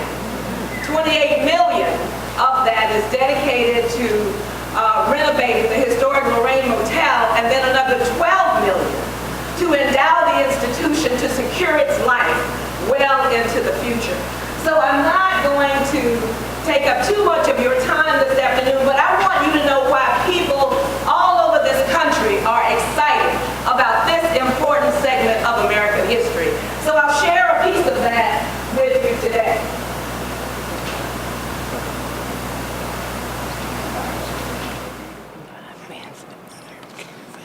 Okay. So for those of you, not that I need a microphone, for those of you who have never been to the National Civil Rights Museum, I want to just spend a minute helping you to understand a little bit of the reason why we exist. First of all, we are located at the Lorraine Motel, which is where Dr. King was killed on April 4th, 1968. We do indeed chronicle America's civil rights story, and we do so to inspire participation in civil and human rights, and we do it in three ways. We do it through our educational programs, we do it through our exhibitions, and we do it also through our collections. You know, the backstory, there are elements of the backstory that many of you may not be aware of. First of all, an African-American couple, the Baileys, ran and operated the Lorraine Motel. And they were thrilled when they learned that Dr. King would be coming to the Lorraine Motel. So the wife was working the switchboard on that day, Mrs. Bailey. The husband was back of the house. When they heard that shot, Mrs. Bailey ran out into the courtyard. And when she learned that Dr. King was felled by that bullet, she collapsed and she died 3 days later. And so it sent the Lorraine Motel into a precipitous decline from which it never recovered. And while the husband was working and struggling and trying to make a go of the Lorraine Motel, there were a number of people that got involved. One was Judge DeArmey Bailey, and the other was Chuck Scruggs. Chuck Scruggs was the general manager of a radio station. Tried to raise money, didn't raise enough. The motel ultimately went into foreclosure. And it wasn't until the Martin Luther King Jr. Foundation was established that they cobbled together enough money to buy it at the last minute on the steps of the courthouse for $144,000. And at that time, they actually started in earnest working on the National Civil Rights Museum. We broke ground in 1987, and we opened in 1991. So why is the National Civil Rights Museum so significant? There are a number of reasons why it is important. Number one is that we are the only institution that chronicles comprehensively America's civil rights story. There are other museums who deal with certain aspects of the movement. But when you walk through the halls of the National Civil Rights Museum, you get a sense of all of the seminal events of the movement that occurred. In fact, how many of you have been to the National Civil Rights Museum? Raise your hand. In fact, I see Kira Duke, who used to work at the National Civil Rights Museum here. She's at MTSU. How many have not been to the museum? Okay, you got your opportunity. I want you to come, because you should know that we will be reopening the weekend of April 4th. The historic Lorraine Motel will be reopening, and I'll talk a little bit more. Yes, thank you. I'll tell you a little bit about what we're planning during that time. But we also are an important institution because we have received the accreditation, the official seal of approval from the Alliance of American Museums, and that puts us in the top 5% of museums across the country. It does. Accreditation is a very taxing process. For those of you who don't know it, they flip you upside down and inside out. But if you go through it, it says that you are legitimately working against the high standards that have been set in the museum industry. We receive over 200,000 visitors a year. So this means that over our 22-year history, we have seen more than 4 million visitors come through the doors of the museum. And increasingly, we have a much more global audience. The interesting thing about the global audience is they know more about this history than most of us have forgotten. And the travesty is that our young people know nothing almost about this history. If we don't preserve it, if we don't protect it, if we don't collect it, it will be lost forever, and pretty soon there will be revisionists telling this story. We've got to be careful about that. We have to protect this history. The National Civil Rights Museum is also a part of an international coalition of historic sites. And I have fortunately been blessed enough to visit my worldwide colleagues. This means that we get together, we used to get together once a year, usually in a foreign country. So Constitution Hill in South Africa is a part of this coalition. So is District 6 Museum in Cape Town, the Montessori Peace School in Bologna, Italy, Via Grimaldi in Santiago, Chile. So we would go to each other's sites and we would learn from each other. In fact, the National Civil Rights Museum hosted this global conference in Memphis, Tennessee about 4 or 5 years ago, and it is so beneficial because we live in a global world. No longer is work restricted. Our children will compete against global children, so they need to be ready. You know much of what this says today, but what you may not know is we were nominated for an Academy Award in 2009 for a documentary entitled The Witness. And The Witness is a 30-minute documentary, and it is told from the perspective of the last living witness who was on the balcony with Dr. Martin Luther King Jr., and that is Reverend Samuel Billy Kyles. We didn't get the award, but some of our representatives had a chance to go to the Academy Awards. And we did receive several awards for this dramatic and dynamic film. It has been on HBO. It is being shown in other countries, and so we're privileged to be able to have the brand of the National Civil Rights Museum seen by people all over the world. And oh, by the way, we've been a category on Jeopardy. And you may not know that.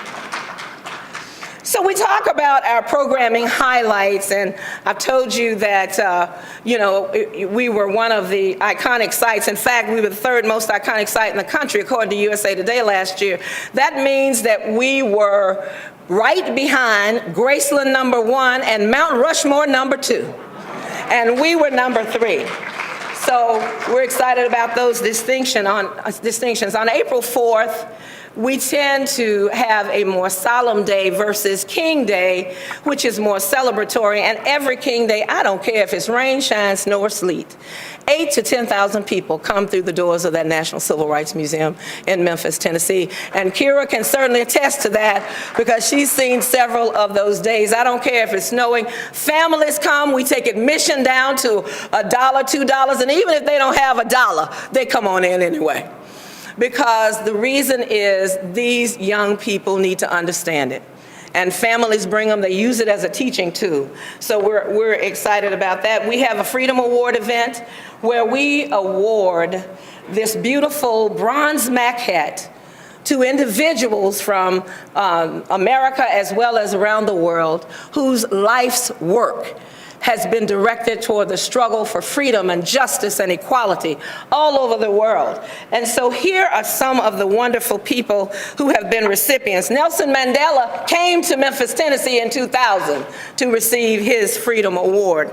Also Desmond Tutu, Marion Wright Edelman, Bill Clinton, Bono, Dorothy Height.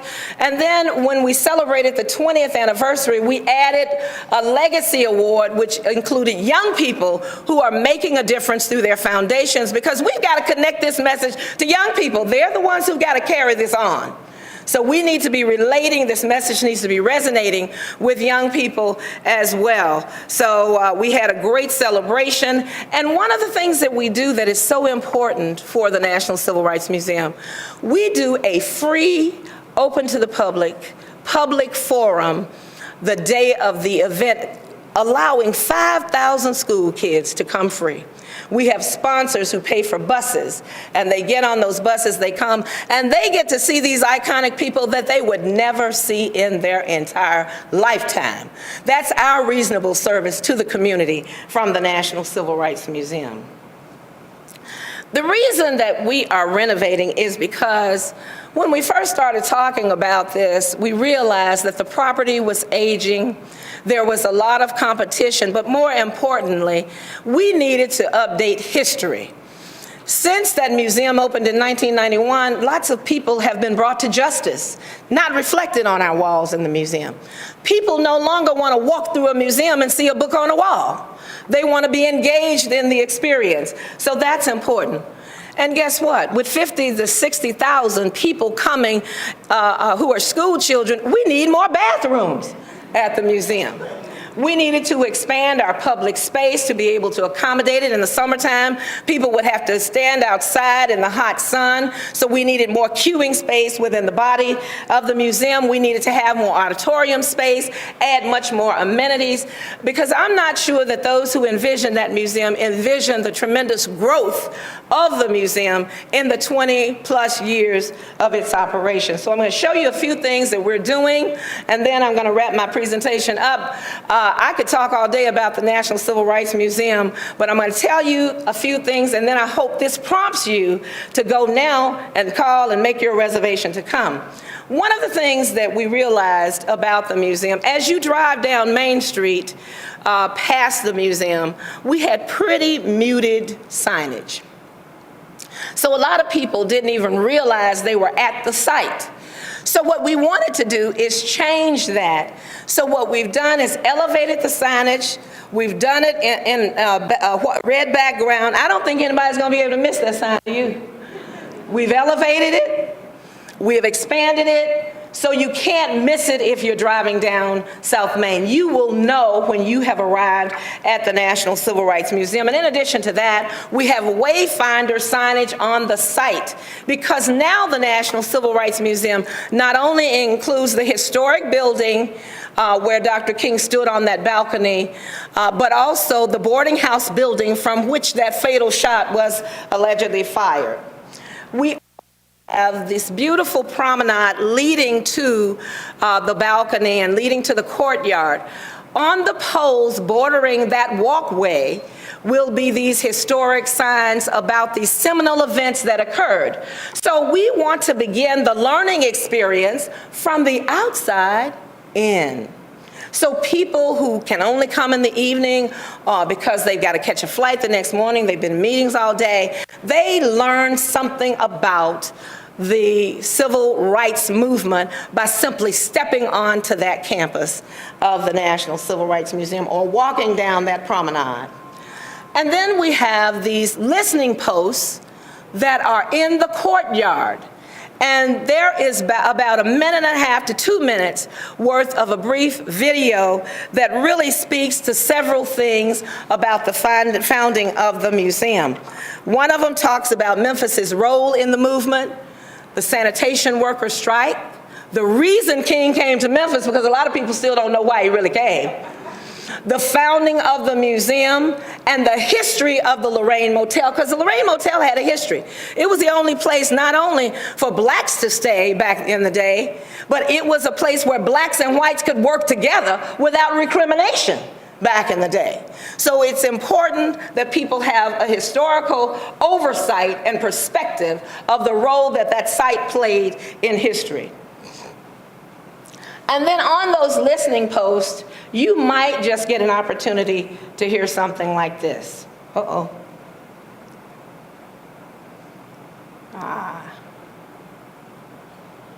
Does it sound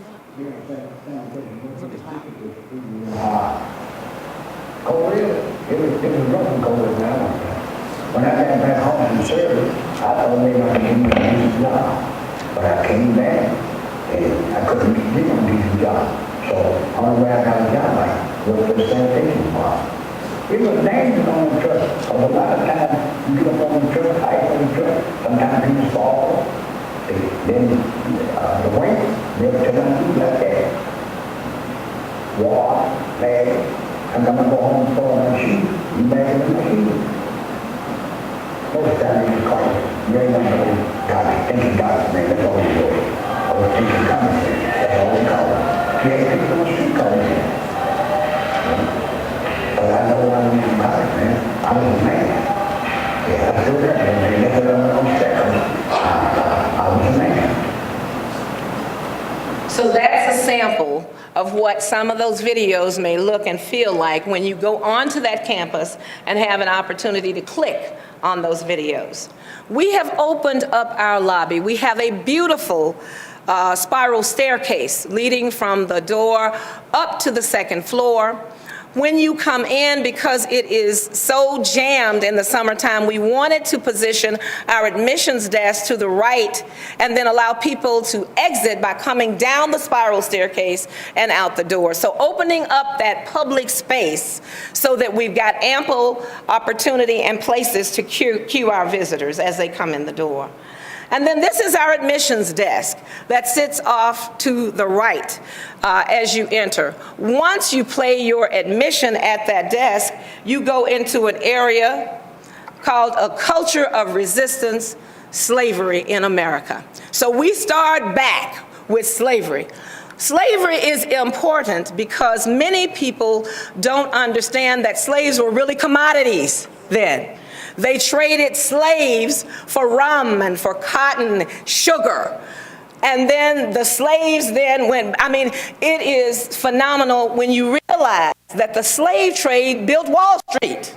The slave trade built and drove the global economy.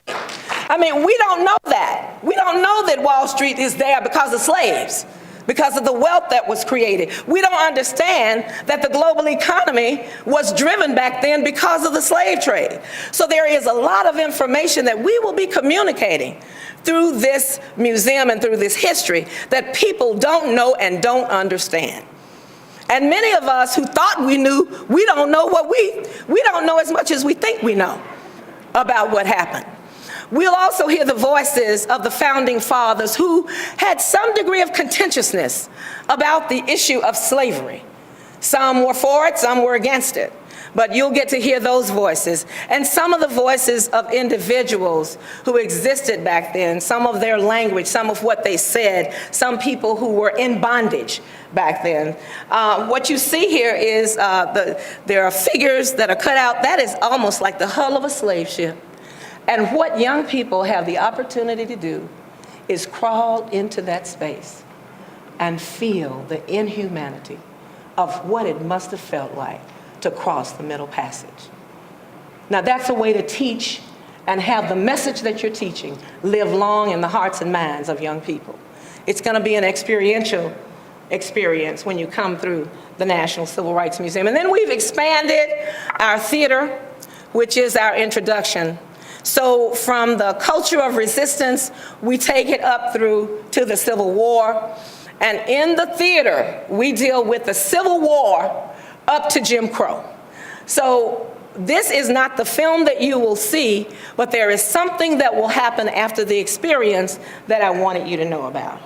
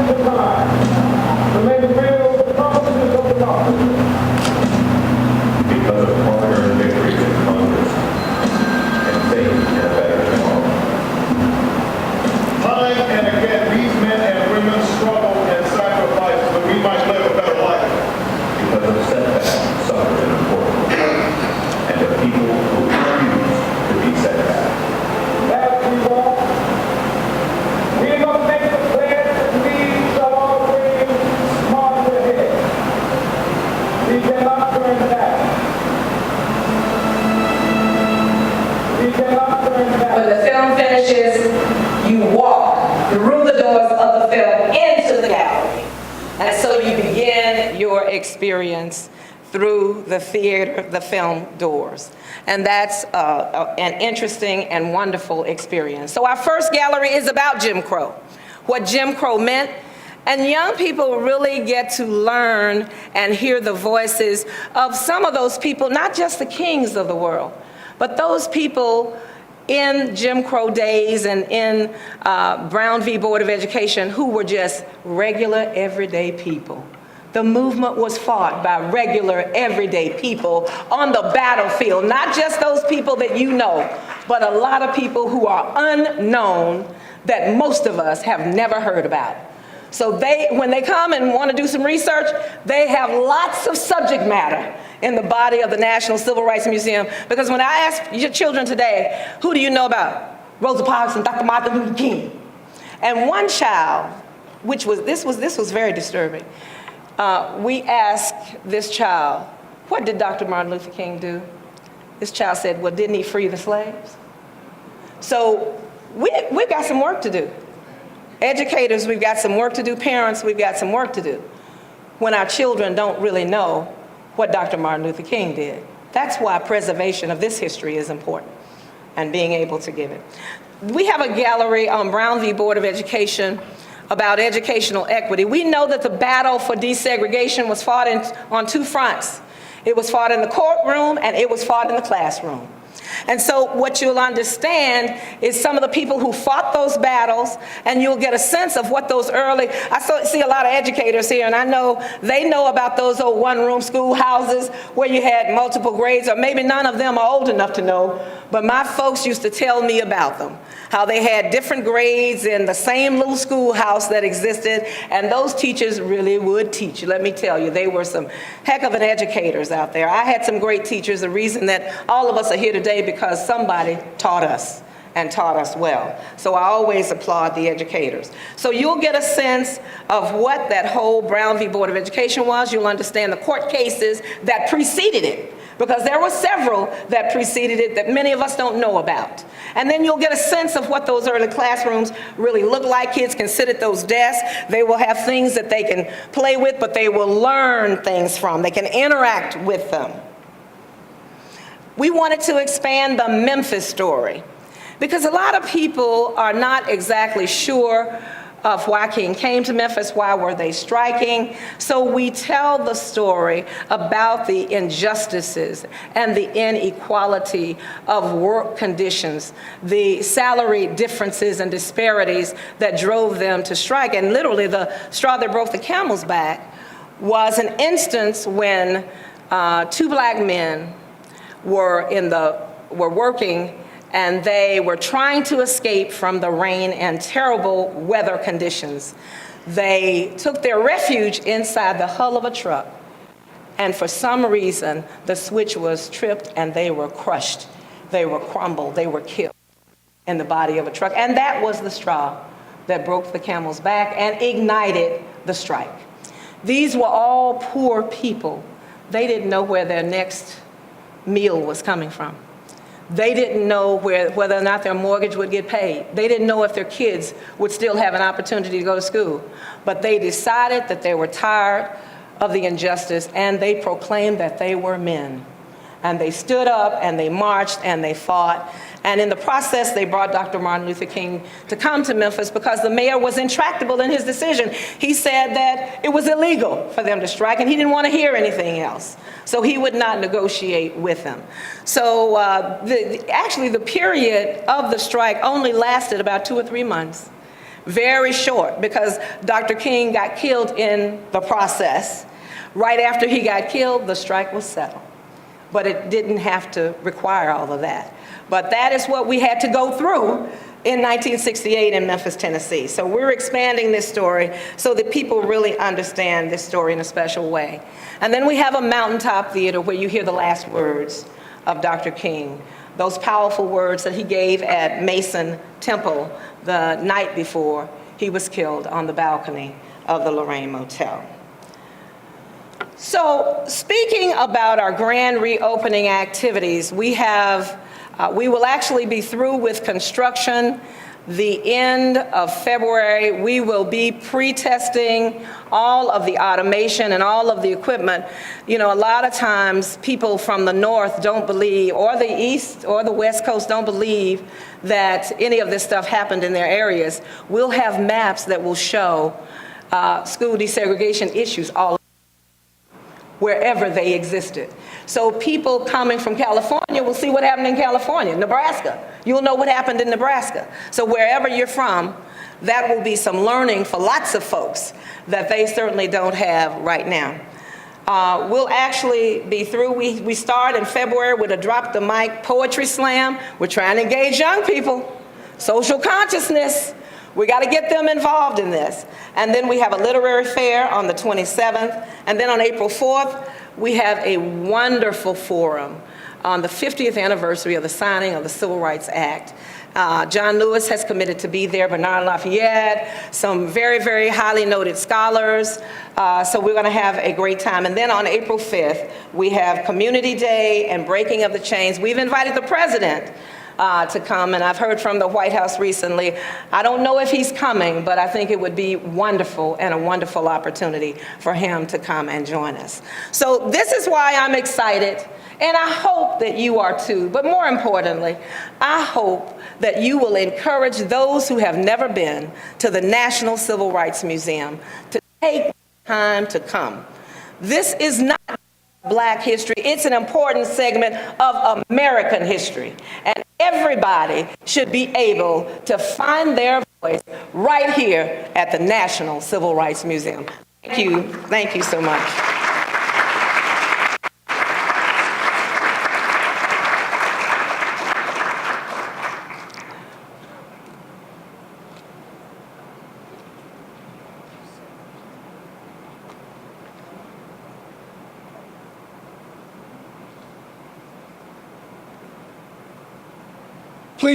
Please allow me and join me in giving Beverly Robertson another round of applause. This has been a truly wonderful conference. As busy as Beverly is and as many things that she has going on, failed to mention in her introduction, she's a member of the Tennessee Historical Commission appointed by the governor. And in one of those meetings, Linda Wynn said to her, "Why don't you come and be on the conference?" And she said she would. So we've had that type of response to this conference. I'd also like to thank her husband, Howard Robertson. Howard, stand, because she wouldn't be here today if he wasn't the driver. I hope that all of you have the chance to go down. And when you go down, take young people with you. It's an amazing activity when young people see what's happening. They don't have to, you don't say a word.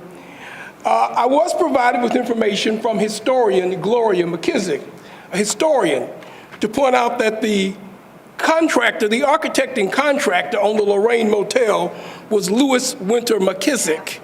Lewis Winter McKissick of the firm McKissick & McKissick. He was the eldest son of Moses McKissick, and McKissick & McKissick Architecture, located here in Nashville, Tennessee, is the oldest African-American architectural firm continuing to operate in the United States of America.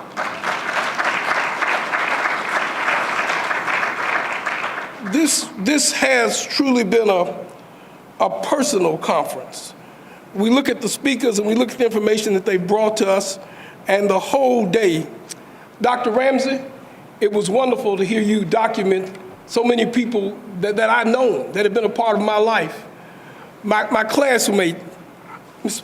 Prince McCarter back there, and seeing her on the front of your book, and Miss Ola Hudson, who for so many years has come and supported this conference and supported so many good things here in Nashville, Tennessee. What made it even more personal was you mentioned Harold Thomas, who instigated that suit for teachers to receive equal pay, and who lost his job because of that. He was fired. But for 20 years, my father and Harold Thomas were business partners and operated business on Jefferson Street. And Lillian Dunn Thomas, who I grew up with as Aunt Utsi, to have her reviewed in your book, and Miss Thelma Tears. So it's truly been a wonderful personal conference. And I got to thank Dr. Cusick over there. You did something we've never done before. We've had this conference for 30 years, 32 years, and we've never sang Lift Every Voice and Sing. And I want to thank you today for bringing James Weldon Johnson and allowing us here and placing him within the interesting context of entertainment and education together. You know, people always think, I see my colleague Jim Queeran back there from Fisk, and my colleagues from the Department of History at Tennessee State and other places. And as you know, Dr. Cusick, we academics, we always struggle. It's never easy. We don't make a lot of money. But James Weldon Johnson was fairly comfortable.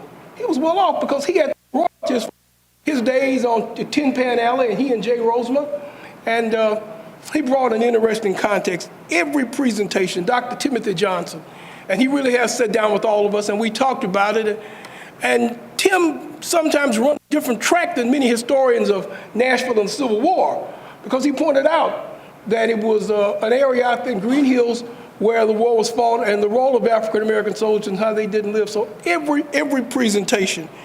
And then just as I was sticking my chest out because Dr. Welch had been a student of mine, my colleague Dean Johnson pointed out that the director of the Tennessee State Jazz Ensemble had been her student in her classroom. So, and you can't tell it by looking at her, but she was also a high school friend, 1 year behind me in high school. As Linda Wynn always reminds me, they were 1 year behind me in high school. Thank you all for coming out for this conference. Join us next year for the 33rd conference. The story of Nashville's history, the total history, and the involvement of all communities, we are unwinding, we are unfolding, and you're a part of it. Thank you very much, and tell somebody you don't know that you love them, and celebrate Valentine's Day. Thank you very much.